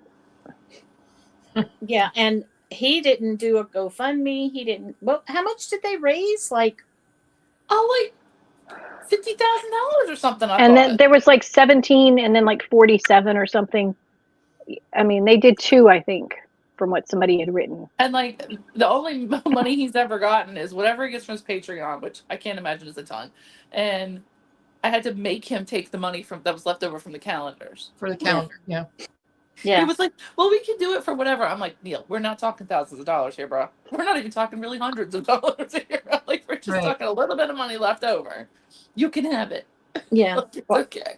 I subscribed to his Patreon just as kind of a way to pay for reading. Right, for the magazine. I mean, it's a free magazine you get every 3 months. That's really good magazine, So I subscribe. He puts an ad in for me every month, so yeah, Yeah, I have my podcast in there. Yeah, I mean it's and he also, he mentions all our podcasts, so yeah, I mean he's come a long way. It's definitely grown and Oh yeah. What do you call it? Improved, but I mean there's real patterns and real articles and real history and Yep. And it's, I mean, how many he's what? 20? 20? Yeah. And I mean it's year 4. He just started year 4 of it. Yeah, he's about to do 21, right? Isn't the flag's 21? He already did 20. Yeah. The last one was 20, I think. So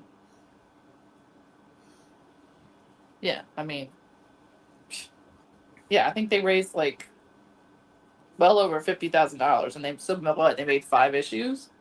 5 issues in 5 years. But it's $50,000, so they raised the money and they charged people, right? Right. Yeah, like $35 for the print issue and $25 for digital or something like that. Right. So they raised the money for something, right? And then subsequently charged per issue, correct? But they were their contributors, Amy. Yes, and they couldn't find BBIMP publisher to go through now because you can't do the one that's the most efficient or the the most cost efficient whatever necessarily because it has to be of a specific demographic. Right. I mean, I anticipate a high quality knitting magazine would be expensive to print. I would anticipate Sure. paying, $25-$30 for Well, that. I know a lot about this. Yeah. You can actually sell like a 50-page magazine for like $8. True. So, But and that depends on Yes. paper quality and binding and some other stuff. they have to but- verify everybody that's behind it, so therefore.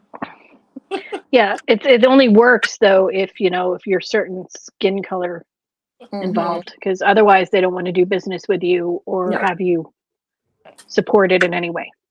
I just think it sounds strange. I think you said that they were trying to pay like the people that were writing for it. Is that what I heard? Yeah, they were paying their contributors. How much So do you think they were paying them? I don't know. I worked for one magazine where I wrote articles and they paid me like $60 per article, but I wrote like essays, right? Like, and they were paying me for my research too. So like I had to go find people and interview them and ask questions and then like transcribe it and stuff like that. Right. And cite your sources and stuff. Yeah. Yeah, so but you said it's a craft magazine? It was. Or was? Was it just Was. knitting or was it knitting and crochet? Okay. I don't know. I never read it.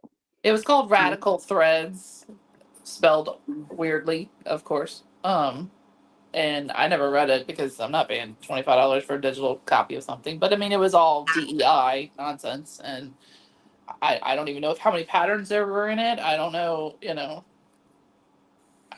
no clue. Well, they Not did many. their best. They did their best.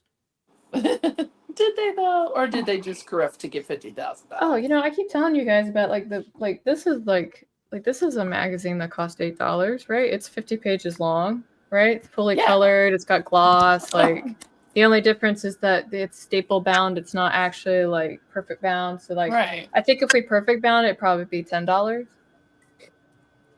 Yeah, I mean, I bought the first Repaverse, and I mean, I was happy to pay, whatever I it have was. I have the first 3 issues, I think, 3 or 4.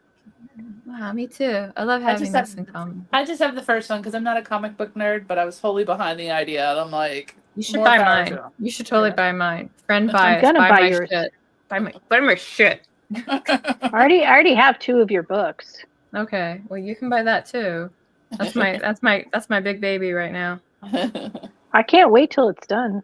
I'm gonna be very excited for you. Yeah, I keep looking at Eric and be like, "What about today?" And he's like, "I'm gonna still think about it." And then he walks off. I'm like, "Oh, my heart." So, yes, not to get nerdy about like book publishing and stuff like that. Just you guys are saying stuff to me, and I'm like, "Does it make sense?" Like, it's not. But he did a whole like fund. The very first campaign. Yeah. Like you paid for it. You got a thing. It got mailed to you. You didn't just like give money just to give money, to Repaverse. You got a thing for your money, Yes. On time, as it was promised. Yes, but they had to seek out a certain characteristic for their publisher and a certain characteristic for all their vendors. Has a lot of melanin, so I mean, I'm just saying. Eric does, but does everyone in the company? Because it has to be owned and operated by, and staffed by DEI people. Last I checked, Eric was a fine black man. I'm just saying. We were trying to get our books into Walmart, and so Walmart asked us where our African American certification was, and I'm not joking. Like they literally, they asked for it, and I was like, that's literally what happened. But so I went to him. I was like, "Hey man, do you have your black certification?" And he was just like, "What are you talking about?" So we explained it to him, and he like took a pic, like a selfie, and he's like, "Use that." He's like, "Nope, that's Walmart." My brother-in-law has a law firm, and he has some big corporate clients, and one of them was Walmart, and they made him hire a certain percentage of, people of color, women, and so he did until they sucked. And so he got rid of them and got rid of Walmart. He's like, nope, not going to do it. I hate Walmart. I'm all for hiring people, regardless of what they look like, as long as they're the best person for the job. Yeah, that's all I care about. I just think that's funny that it's like, can you please show us your black card? And Eric's like, hey. He's thinking pretty much. I know. He's probably thinking I'm supposed to have a black card. He's like, it won't come off. I'm just imagining Driver's like license. That reminds me of Blazing Saddles. Sorry. I don't even know where you get that at either. But obviously, like Right, I'm that's not what that I'm asking, demographic. like, I mean, what does he do? Like, get his birth certificate and be like, here. I don't know. Like that was Driver's license. You know, I asked the other black people at the company. I was like, "Did you guys get your black person certificate?" And they were kind of like, "No." You guys should print them and then you can sell them to people. Have a sideline business. I was almost tempted to make them do that, but so ridiculous. Mhm. Oh my god. Yeah. I mean, just Well, that's the reason it's ridiculous is that if you can't reverse it, it's wrong. yeah. If you can't Right. say, I'm sorry, where's your white card? I can't buy from you. Then Well, it's it's like a wrong principle. the mayor of Chicago, wasn't he only hiring black people? Yes. And And Oh that's my why God. his approval rating is 6%. oh no. one of the reasons anyway. Yeah, that's one of the reasons. Yeah. He's But- bad. Oh my goodness. That's just. Is it? That's like, I'm sorry. go ahead. I was going to say, is it wrong of me that when Neil points out something stupid that Adela says, that it just makes my day? Well, then he must make your day a lot because she says a lot of stupid stuff. I was about to say, like, how hard is that to do? I'm easily amused. I am easily amused too. Yeah, heck, he has to work for it now that she's not on Instagram. He actually has I to go to know. Blue Sky and find out her stupid Well, stuff. that's Yeah. like what Tabitha and they were talking about in the last Nittler Tradithon, that like her yarn is like on sale. Her yarn's never on sale and never in stock. And Mhm. all of a sudden it's yarn. And then Tabitha pointed out, or one of them pointed out, maybe it's because so much of her sales came from Instagram. I And can't she remember left Adele. Who's Instagram. Adele? Lola Bean. Lola I don't know. Bean. I don't know who that is. Good, lucky you. She was a decent dyer, but she like built her entire business solely on identity politics and, in my opinion, Grifting. her daughter, putting her daughter out there. What's the Mhm. word for it? Exploiting. Exploiting. Thank you. Exploiting Yes. her daughter, because her daughter was the face of it, and you know, I have issues with children being the face of your business, and And she's just racist AF. I mean, she is Yeah. terrible. Yeah, Travel Lori said it's 30% off at Magpie Fibers on a bottom shelf. Oh no. And Magpie's the one who started that GoFundMe for her dye. You know, she was going to teach marginalized dyers how to dye yarn. Mhm. Yeah, basically at the end of the day, she's come up with one grift after another where Mhm. she promises she'll do this, or she's going to do this. She's going to build a dye studio. She's going to do this, but she doesn't follow through with anything, and she gets But called she out keeps for the it. money. Yeah. But she keeps the money, and Well, did she move to Canada or something? no, that was disturbing the fleece. Oh, that was disturbing the fleece. That's why she doesn't like Neil, because Neil calls her out on it. Yeah, Neil's like, "Where's the money? Where's the dye studio?" right. Mm-hmm. Yeah, So where is disturbing the fleece these days? I don't know. I think she left Instagram too, didn't she? To go to Blue Sky where it was safer. It's Oh, not maybe so. safer. They're eating each other there. It's been a wonderful social experiment to observe. Oh, I know. And everyone knew that's what was going to happen except the Exactly. crazy people. Yeah. The orange woman's Gigi made it, Yeah, Sherry. Oh, And that's that one. just she made her. But you know what? If you want to make the color your whole personality, that's great. But you don't get to say that none of us get to make anything. You don't own the color. Not only that, her daughter grifted for that bookstore that was only going to sell black authors. Yeah. And then she grifted money for that, and then it went out of business because There's been some crazy stuff. I've started to pay attention to Reddit. Like that one lady that was like, I need $500,000 for my yarn Yeah. store. And I'm like, then maybe you need to not have a yarn store. If you need to well, fundraise clearly your business $500,000. plan's not working. I like the fact that it's because of COVID, yet she didn't even open her yarn store till after COVID. Right. So you can't blame it on COVID. And she didn't count on the fact that several of her employees who were college students graduated and went on to do other things. Like, Yeah. what did you think they were in college for? Right. Yeah. So hire more Like- college students. He Then. wanted them to work for peanuts forever. Yeah. Yeah, Hire I mean, other just high school and college students, or I don't know, work the whole shift yourself. I mean, Yeah, I mean, I'm sorry. Clearly, your business plan didn't work, and just throwing money at it is not going to fix it. Right. Yeah, I mean, my local yarn store, I mean, there's lots of times Kat runs the whole shift, I think, herself, Okay, that's her store, That might mean Well, she's there for 8 hours, 12 hours. I'm not positive, but I think she said it was only her yarn in the store. And you can't do that because that's I worked with an artist who had an ego bigger than the planet. And he started out with his own galleries in Hawaii, in California.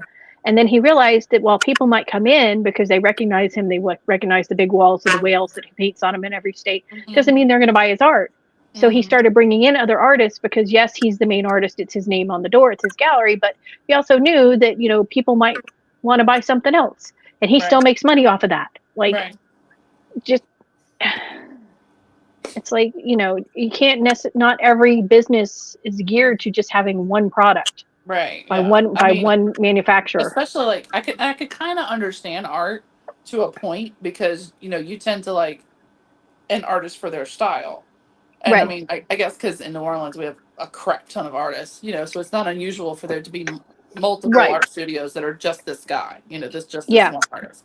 But they're not like sprawling metropolis stores either. They're small, studios. Yeah. But yarn is, I mean, hello, we all have a lot of yarn, but I mean, there might be something that Tina dyes that I really like that Chicken Lady doesn't do, something Chicken Lady does that Tina doesn't do. I mean, somebody does stripes really good, somebody does speckles really good, everybody has different colors. Heck, dyers buy each other's yarns because they do it different. So why would one whole yarn store be only, I mean, other than like, okay, I don't know if Madeline Tosh has like a home-based yarn store. I mean, I don't know, but like just they're just in Jimmy Bean's now. I mean, they sell online other places. I'm just trying to think of somebody like Malabrigo. Yeah. I don't know if they have like their own store somewhere. Like where they're originated or something. So they're in Argentina, so I don't know. How is he able to dye enough yarn for a store? Good question. I don't know. I don't know how big a store it was. And I don't understand so she has the store. It exists. So that's what I was reading. And it's stocked and it exists. And what Tabitha was saying was her hours were like really like stupid hours, like 9 to 4. It's like, okay, well, people who work full time who can afford your yarn, they can't get to your store to shop. You have to have late hours or weekend hours. And then somebody she'd be there on Saturdays, but it had to be by appointment only and blah, blah, blah, blah. It's like, if I have to jump through that many hoops, I'm not buying your crap. Not a viable business plan. No. I mean. So I'm assuming she's claiming that she's $500,000 in the hole. I don't think that. I think she just needs that to continue her business, is how I was reading, but I could have read it wrong.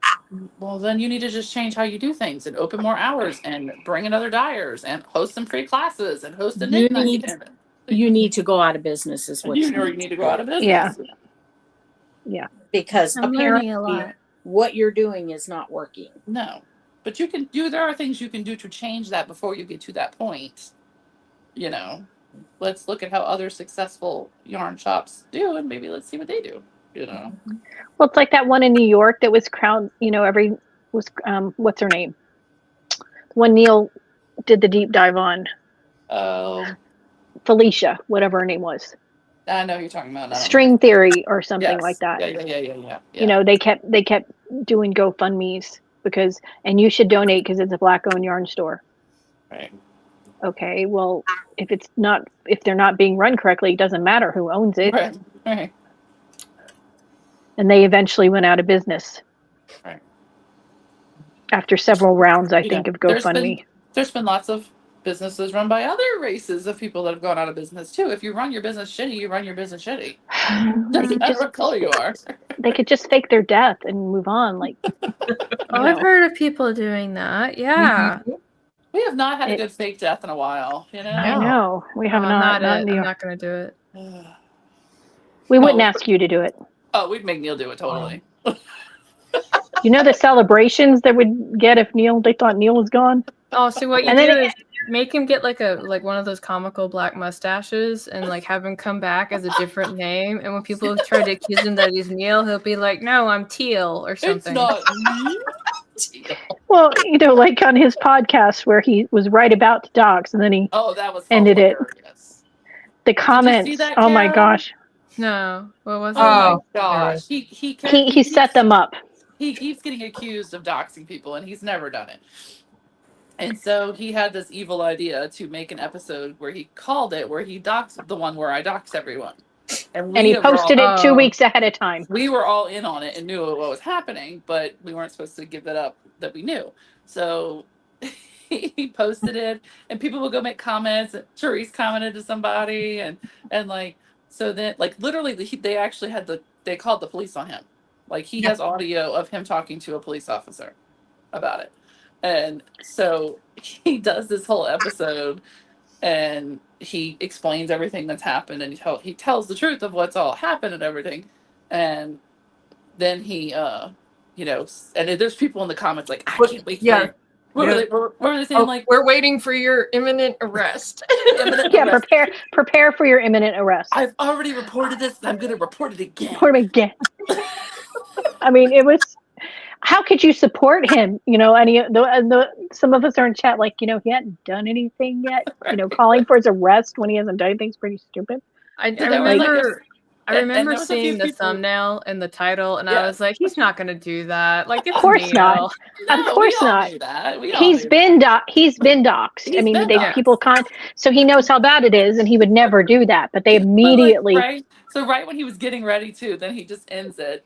Or not ends it, but he pauses it so people think. And I'm like, man, you missed the most golden opportunity to have played Rick Astley. I know. That's what I said, too. He should have popped that on the screen. Something to pop up right there. Like one of those jump scares, where the clown jumps out at you or something, Like he missed a golden opportunity there. Like I'd have done a jump scare. That would have been like, because that'd have been like they're ready, like they're taking notes and like. Oh yeah, they were. Yep. Well, even like a week before it started, somebody posted a comment about how awful it was, and Therese called her out, and then she deleted her comment, but she showed back up on the live chat saying, "This is just awful. He should be reported to the authorities." And we're all like, he was. He was. And he was. And the cop wasn't really interested in dealing with it because he's just like, all he's like, his comment was, "Don't be shitty." The cop was like, "So this is about knitting?" And Neil was like, "Yes." He laughed. Yes, He's like, it is. Yes, it is, and I'm sorry. Apologizing to the cop for having to deal with it. He had to explain to the cop, like, "Hey, okay, this is what's happening and why I'm doing it. No, I know not to actually dox people, but just so you know, if they make these accusations, I'm not really doing it. I'm just stirring them up, So." Just don't be shitty, and that was it. I have a lot of Sorry, go on. He's like, "Yeah, I'm not gonna file a report on this. I've read enough, and just watch what you say and don't be shitty." And that was kind of the end of it. Poor Neil. Because it was. What did you need, Carol? You need a talking stick, Carol.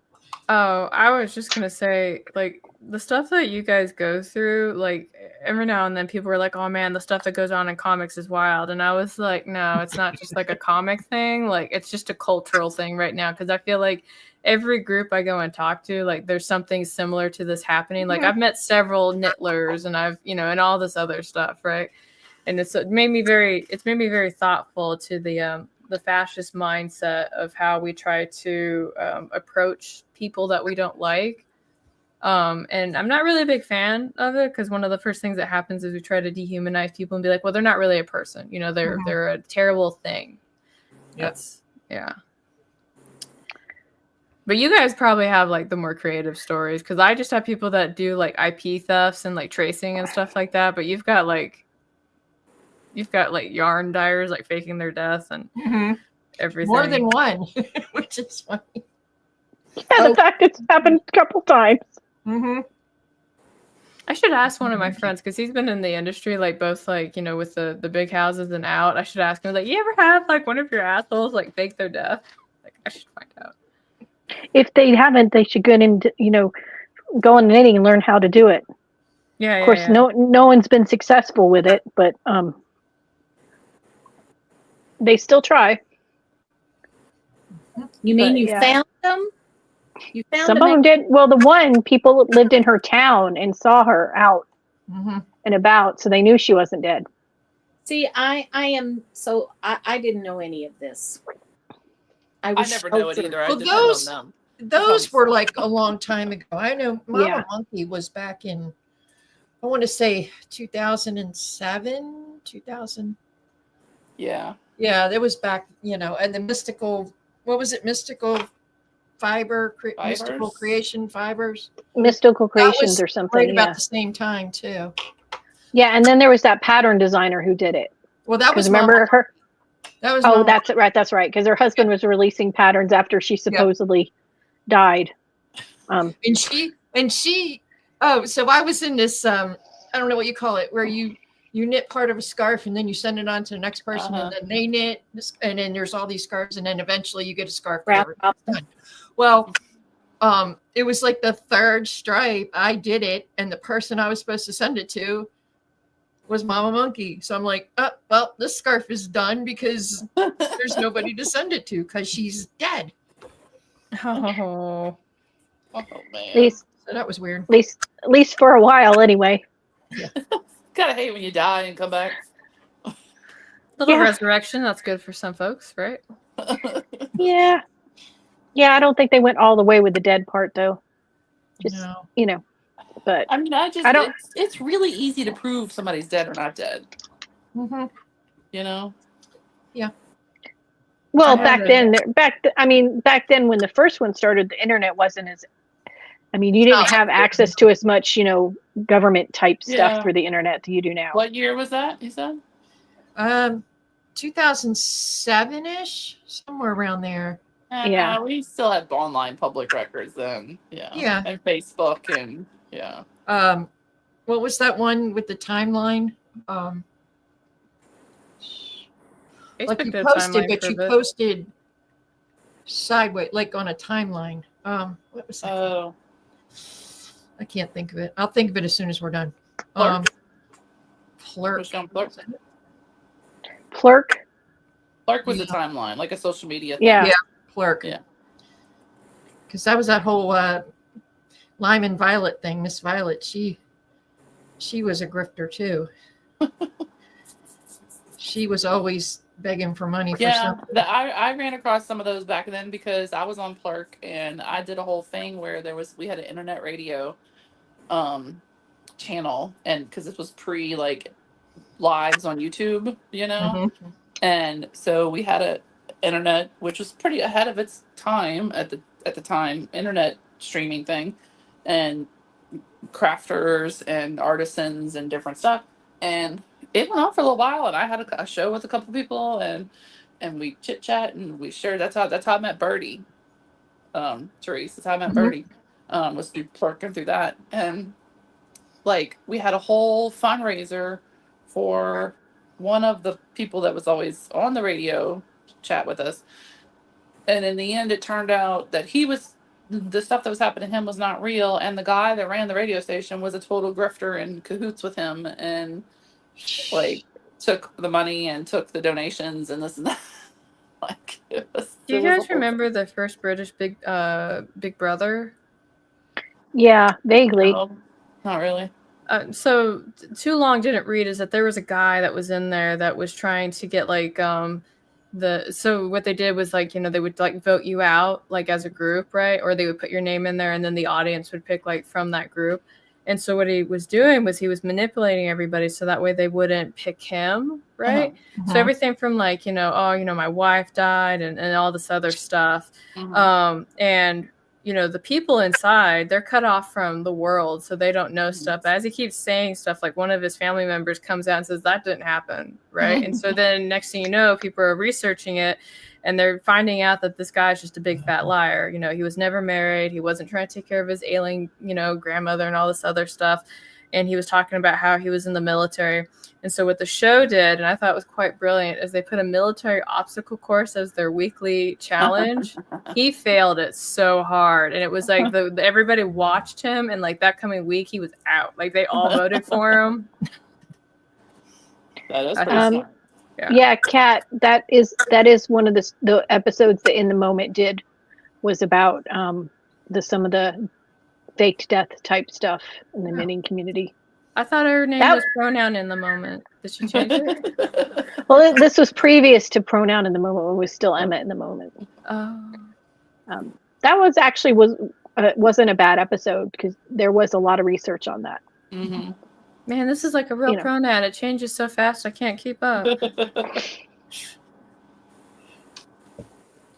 Yeah, she's one that's gonna. I mean, we're going to do a case on her because she's just like disappeared.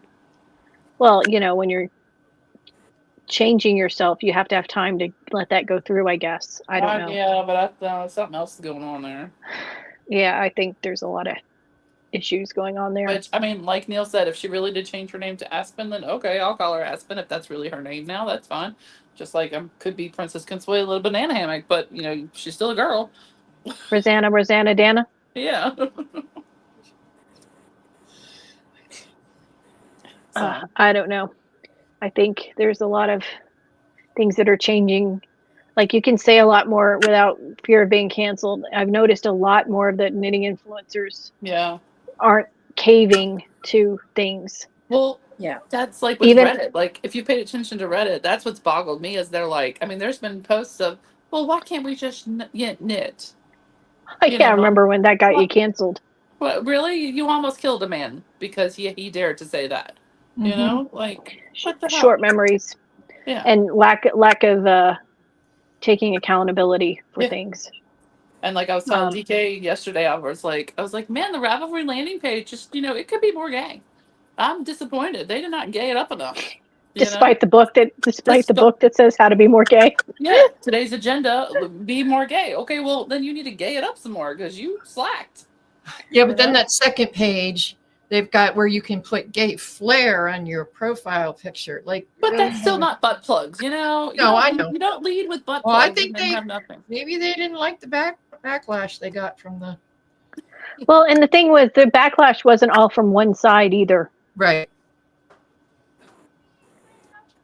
There was a lot of.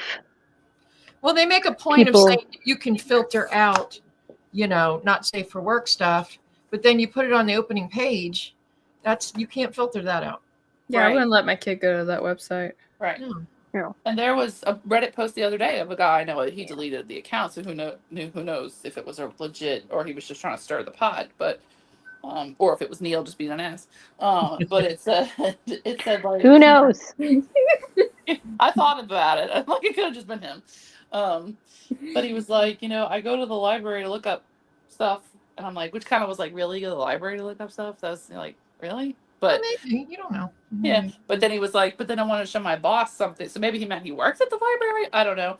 But because I kind of just skimmed it. I didn't read deep. But he was like, I can't have be at work looking up patterns and I want to show my boss, look at this cool pattern I want to make, and then there's like these gay guys making jock straps, so yeah, and nobody, and a couple of people agreed with it. It was shocking. Said that, I wouldn't, my daughter uses this website too, and it's not something I want to have to explain things to her. Right. Right. Like, if you want to have a separate, click here for, yeah, age verification. Well, stuff, there was that time with the Hot Right Now with the guy with the jock straps that was that he was modeling. Just why? I mean, yarn doesn't need to go everywhere. I want you to look at his jock. That's why. Weirdo. Yeah. And it's only one jock I want to look at. It's the one I married. Yeah, not all yarn is breathable. Not all yarn is not everybody wants wool in their crack, No. That's no. Sorry, just imagine how issue that was. That's just So I have noticed it's definitely people are over it, And I will say the things I've noticed people post, like, I don't know, Therese, did you see that post by that lady we like, the Gen X lady, Sherry? Oh, Slim Sherry. Slim Sherry. I Which one? didn't know she was gay, but okay, cool. Yeah. Whatever. So she posted. She was on that a wife post. swap show years ago. Oh, I didn't know that. So Yeah. she posted, and I used to love that show. She posted a big old post about how like she wasn't really super open with it, yada yada, whatever. But it wasn't like, and this is me, and oh my god, it was just, hey, I'm being honest about it. It's because she's Gen X. Right. Yeah. I mean, That's fine, well, good. I don't care, whatever, we don't have to agree on everything to No. understand that her childhood was very similar to mine. Right. No, she and her wife were on that wife swap show once, and the family that they swapped was not used to lesbian women, let's just say. I probably saw it and did not know that was her. I think it was her wife was the one that swapped. Oh. But I can't remember. I just saw clips of it one time when I was looking up some of her videos, and one of them popped up. What makes lesbian women different than regular women besides who they want to sleep with? Like, is there like no? Okay. No. They're still just women. No. But yeah. Okay. Yeah. But it's they picked a family that was very religious country, not exposed to a lot of big city things. So just all kinds of culture shock, just for the sake of the show. Yeah. Well, okay. yeah, for the shock. The show is all shock value. Yeah. Yeah. But yeah, I think she was the stay-at-home wife, and her wife is the one who was swapped, but I can't remember. Yeah. But most of the time on the show, they all ended up really truly learning about each other. I think there was only one or two where they actually had to end it because the people were like, no, we can't tolerate this, Well, and you got to figure some percentage of the people are going to be assholes regardless of the culture shock. So you're going to get those people that even if you could get past the cultural differences, they're just an asshole. Right. If you're willing to put your life on TV on a reality show, you probably, have some questionable, choices. But no, but I'm saying you don't see, and maybe it's just me, and maybe I've cultivated my feet enough. But I don't see companies falling all over themselves, to be rainbow everything. No, Pride's been very limited this year. I mean, it's January. It's June 9th, and I've not seen rainbow vomit yet. So I mean, a lot of corporations aren't sponsoring it. Yeah, Starbucks isn't doing it, and they were one of the biggest campaigners. Mm-hmm. Yeah, a lot of them aren't. I heard they were pissed because Target put out patriotic stuff instead of Pride stuff. I mean, it is Veteran Month too. I hate warning all of you guys. Well, it is almost July 4th, and people do generally buy clothes. I'm married to a vet, so I'm fine. Oh man, me too. I love it. Yeah.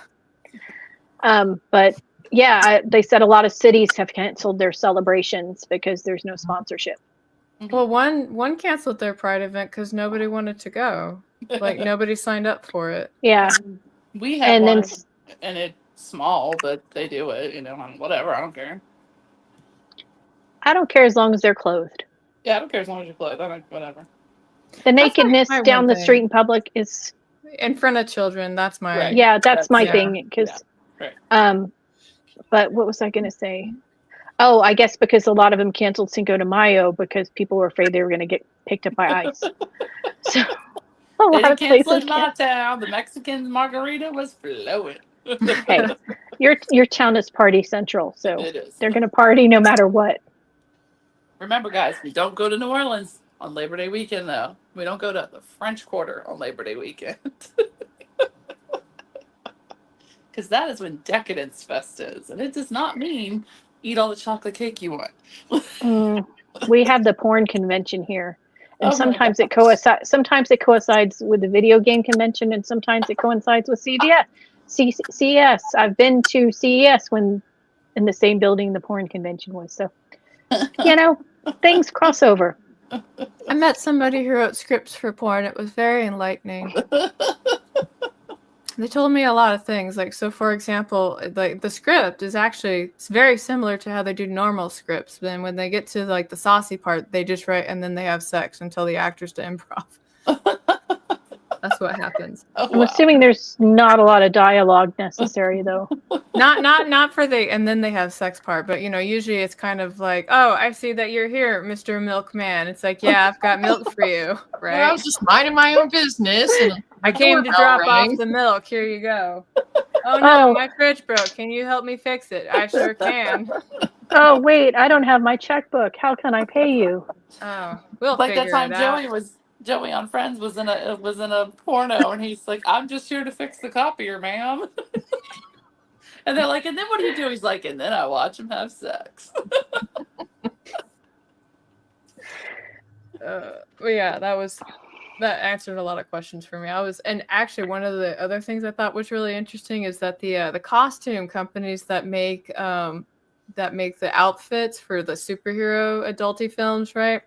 They don't get called by the big studios to make the outfits, and they should, because obviously those outfits are durable, right? They're made to be taken off and put back on all the time, but the ones on set, they actually have replicas because they deteriorate when they're worn, so like they never survive. Okay. The things you learn on this show. Man, I didn't have a lot of fun stuff to share with you guys today, so I thought that would be my contribution. Aww.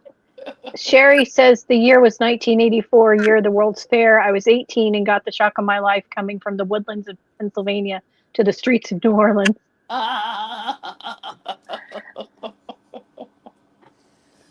Oh.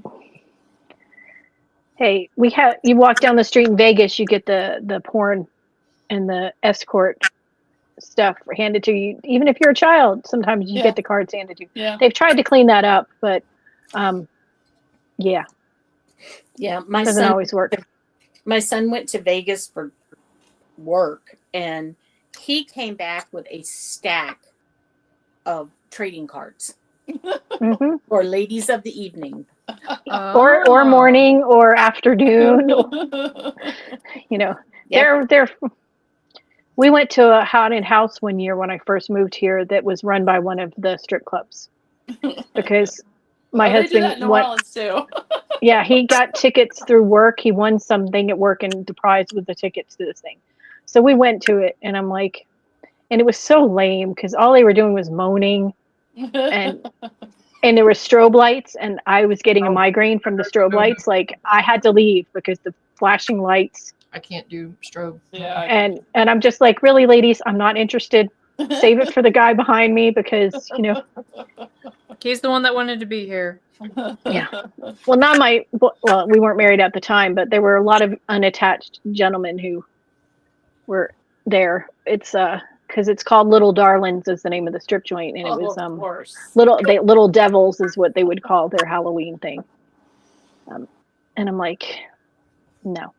Yeah, I mean we have quite a few really impressive actually haunted houses. Like some are like legit, like sign a waiver kind of thing. Like yeah, they have them here too. They're like scary as crap, but we also have the porn museum. We also have the porn museum that you can go to. So hey, of course you do. And there's all the adult entertainment stores around that you can go for your adult entertainment needs. How much history could there be in the?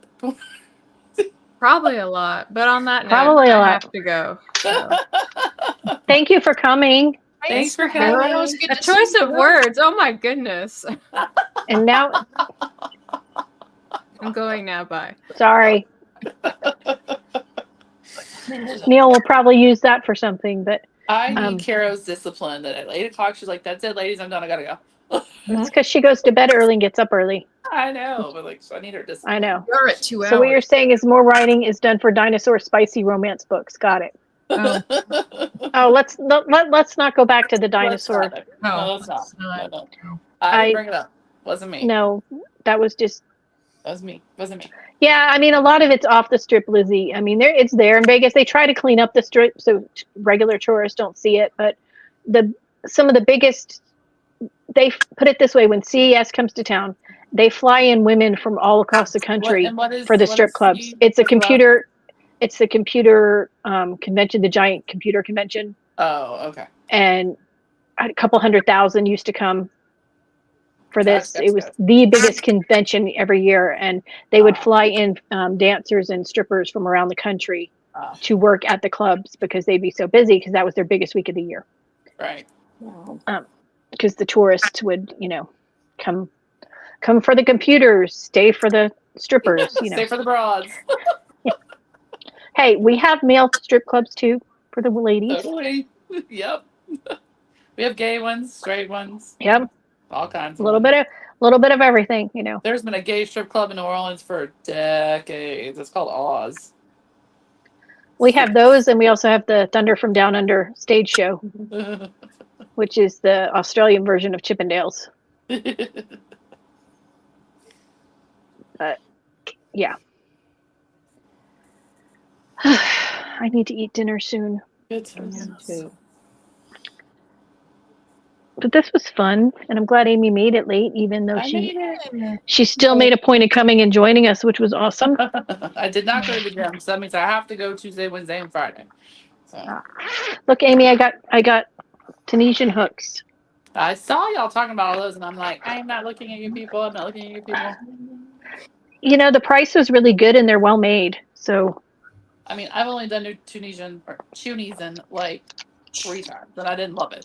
So I like it. I enjoy it, but it depends on what you're doing. The biggest project I did was the Oogly Cat shawl, and that was only in the small size to confirm it for Neil. But I have never learned Tunisian, so I think I'm probably going to be hitting up YouTube sometime. There's a ton of different stitches, but there is. Yeah. You go but there's some gorgeous patterns. Yes. Go to TL Yarn Crafts. Tony Lipsy. She is an excellent Tunisian crochet teacher. Okay. Thank you. She lives in Detroit. See, I've done that. I want to do more of that mosaic crochet, but it's so time consuming. Yeah. Well, I want to do one of the mitered square blankets, but because of Joan. But I think instead of knitting them, I'm going to do the Tunisian crochet version. Oh, I did have a question, Joan. Yes. I forgot that I asked this question in my head and in my message to Tina, but I didn't actually voice it to anybody else. Okay. So the Battenberg thing that you make, right? Yeah. Okay. Here. Do you sew those squares, or is this a join as you go square thing? It's a join as you go. So I need to learn how to do that because I want to make. I need people's brains. Okay. You can go to. Like I know how to do join as you grow. Oh Lord, join. That's a porn. Join as you go. Like regular granny square style. I know how to do that. Oh Lord. Sorry. Okay. But it is on Sandra Cherry Hart. Because I have the pattern. So does she tell you how to join the squares in the pattern? Yes. Okay. Yeah. Yes. Because here's what I'm thinking. Here's what I need people to help me figure out. Okay. Yes. So I have a secret project that I want to do, which doesn't have to be secret from you guys, for Let Them Live, where I want to take the statistics each month of a few statistics, which is babies born, babies saved, aborted, and I forgot what the other statistic is. Which we had no babies aborted, I think, until this month. So until May. So and we only have one in May. But I want to take those stats for each month and signify them in some way. So I thought, and then I put it all together for a blanket for the main employee that I work with the most, and which she wouldn't do this. I doubt this. So anyway, so if anybody knows Claire, don't tell her. So. So what I'm thinking is if I did it like the Battenberg, I could do, because I have the colors sorted. So like this baby's saved is this color, baby's born is this color, etc. And then I have one color that's the month that signifies the end of the month. Okay. But I have never done the joining the squares other than the join as you go granny squares. I will send you a link through Instagram. Okay. Because I'm thinking I could do the squares and then here's the color for the new month, so she knows this batch of squares is January, this batch of squares is February, et cetera, et cetera. Okay. And if I need to make extra to make it, then I'll just do the extra in the month color, you know what I'm saying? Okay. Like, I don't know how. Not really, but Well, how many squares is your Battenberg?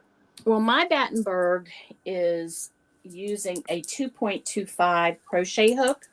So these squares are small.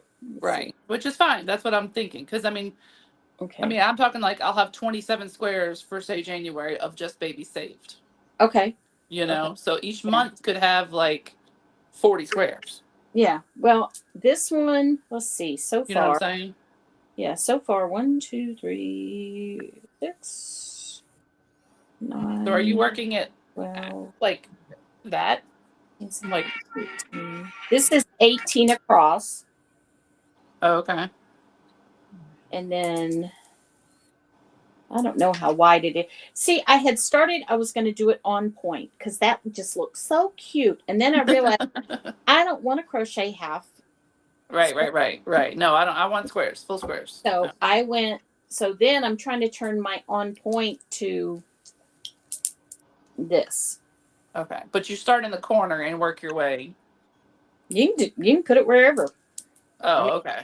Like look at this. It's all over the place. It's so cute. It is. But I wouldn't do the white, so I wouldn't have a white. So what I'm saying is, I'd have Okay. I'm thinking I'd have like however many squares, per month until I get to as wide as I want, and then a big. You know what I'm saying?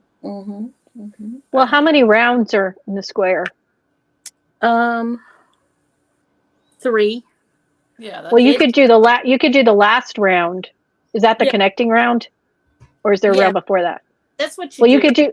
you could do one color for the number of babies, and then the second color could be the month color. Yeah. See, I need to see how it's connected to help figure out how. Yeah.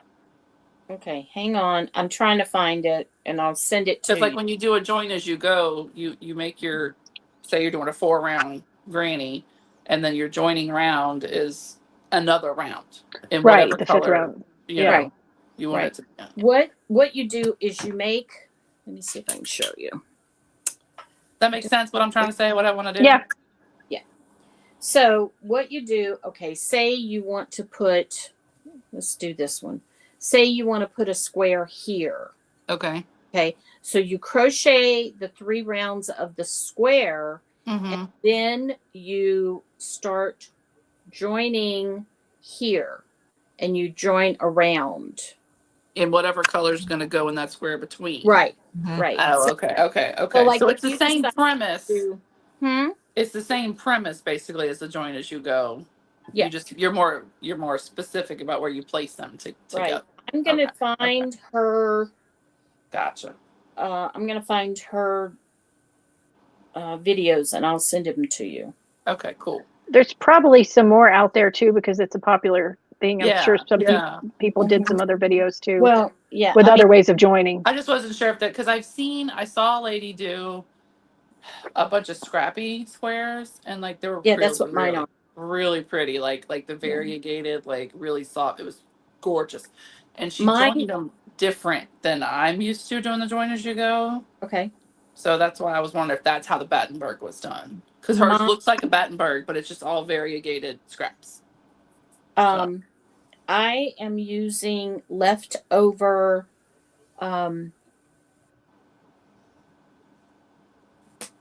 Felici.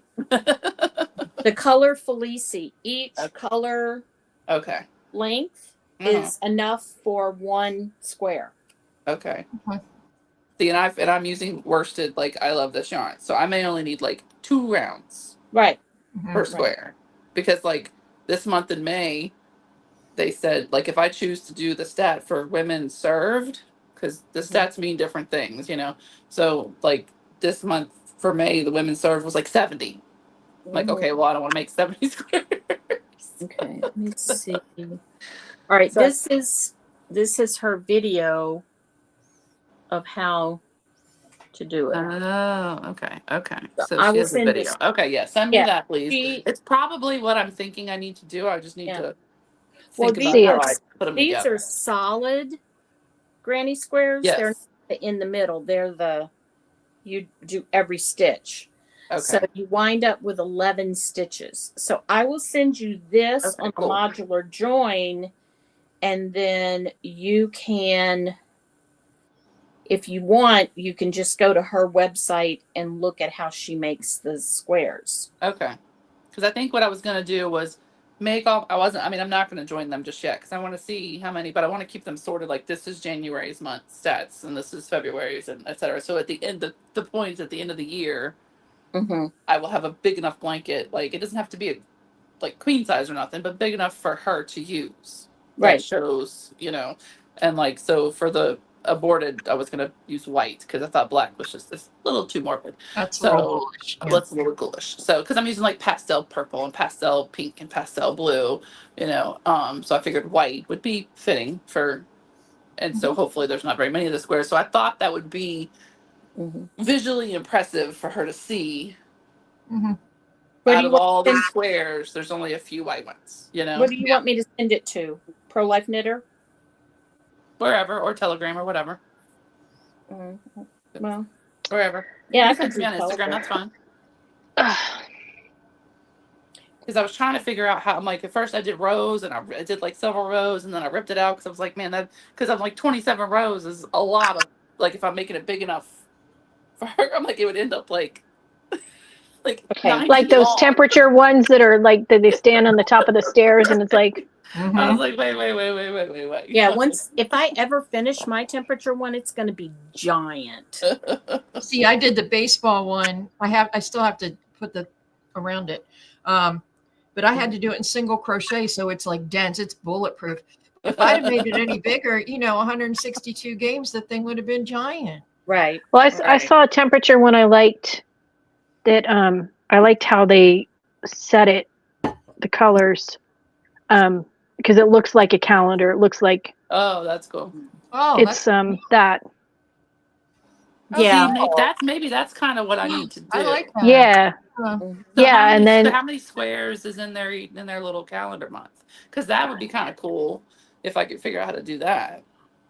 Well, each month was the number of squares for that month, and then the white. If there are fewer days or more days, they just do white. Do you have dates of? I don't. I mean, I have dates, but I'm trying to just use the stats that are publicly available. So I'm trying to just use the stats that are sent out in the newsletter that anybody who supports Let Them Live would see, so that I'm not using statistics that are back in stuff. I sent you the picture. Okay. So I sent you a link. All right. Because I think what I'm gonna do is baby's born, obviously baby's saved, because those are two different determinations.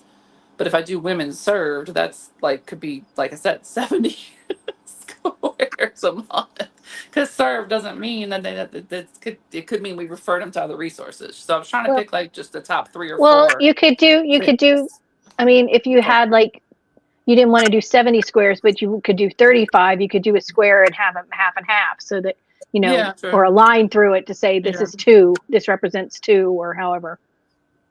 You could you could do it kind of like a weather blanket, where the first circle, like you would have, instead of 70 blocks, you would have a number from this number to this number. Now I can't remember what my other stats were. Let me see what my other stats were so I can tell you.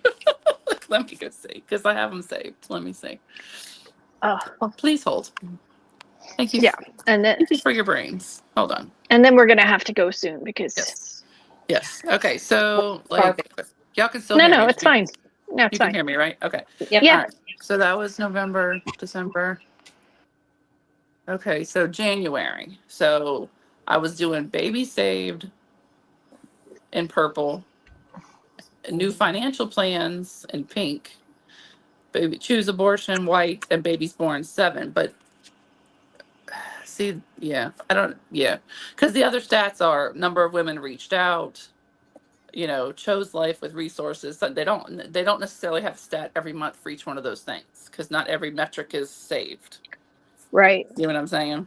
So if I did number of women that reached out, well, I mean, like I said, this for May, it would have been 70. I can't do that, So if I do baby saved, financial plans created, choose abortion, and blue. But if there's choose abortion and 0, well, there's going to be none, So there's no squares for that one, You could always just do dedicate 1 square a month to the number who reached out and then just like stitch over it a number. True. Yeah. True. Or if you want to do like a color for every 10, you could do 7 squares instead of 70. True. I mean, I don't want it to have like 5 different categories of colors here. I just no, that's what I was, that's what I was thinking. You could just do 1 square a month and then just put the number in of what that was. Right. And it's just because the baby's born is hard, because baby's born like in May, signifies women served 9 months previously. 9 months ago. Yeah. So it's kind of hard to, quantify that, but it's still a really cool idea though. So if I could figure out how to make it work, and it's not like I have to get it done. Like, I mean, I could give it to Claire whenever, so if I don't give it to her till next summer, it's okay. So. Okay. Thank you for helping me brainstorm that. That's what we do. We help other people plan projects and enable them to do things. I do have to ask, and I don't know if anybody's in chat, is anybody else still doing the book blanket with me, or does it people petered out? I never started it, so I only knew of you, and I knew you and Tabitha were doing it, but I don't think Tabitha actually started. I think she did 1 square. She has some crochet granny squares. She's not doing it. I don't know. I mean, I'm doing it. I'm caught up until like the last 6 books, so I like it. So I have to finish a blanket before I start another one, and it's too hot to work on. So. Oh, why would you do that? It's so much fun to work on a million at one time. Because I have so many other things to do too. I have a knitted blanket started. I haven't worked on it in months. I'm the worst about that. So. I know, but I'm trying the stress. Baby blankets all day long, no problem. Well, baby blankets are different. But I mean, grown-up size blanket, like one of my whips on my wheel is a blanket for my coworker's daughter's getting married in October, and they're super avid hunters. They love to hunt. So I had the brilliant idea, because I saw that crochet pattern of where it looks like hearts. And it's a really unique, I will say it's a really unique construction how she does it. Doesn't totally look like hearts as much on mine, because hers was a white yarn with the rose in different colors. So since I'm using a dark background, it's not quite as popping as hearts, but I do see it. So I'm doing dark green for the background, and then the hearts are in various shades of brown for the camo colors. And I was gonna do a row of the safety orange, but then I'm like, wow, that would really be obnoxious with camo. So I was like, I ixnayed that, and I said, well, I'll just make them matching hats, and I'll just put their initials, his last name initial on there. But their wedding is in October, so I gotta get cracking. Get on it. Thanks, guys. I started. Thanks, Amy and Joan and Caro, for joining us. And chat for being there. And Neil slept through us. I hope he got a good night's sleep, because he deserves it. I'm sure he'll video something for obnoxiousness. I'm sure he will, and I'm sure Joe is writing notes down when she watches it. I miss my Joe Bob. She's going to have a novel binder, of things we've done. I'm available to pay attention to chat on Friday the 13th if Joe's going to actually be available to podcast. So, well, we'll see. I don't know. That's coming up, Oh, Arlen is doing the book blanket. She's only made 6 so far. Many more to catch up, 24 more. That's okay. Hey. But all right. Thanks, guys. We will be back next week, as far as I know. Bye. Unless something happens, who knows what's going on in the world today. We'll be back. Yeah. Hopefully, maybe nobody's, Well, I'm down for that. If that's then we'd be celebrating. So it's all exactly. So. All right. Bye, everybody. Bye.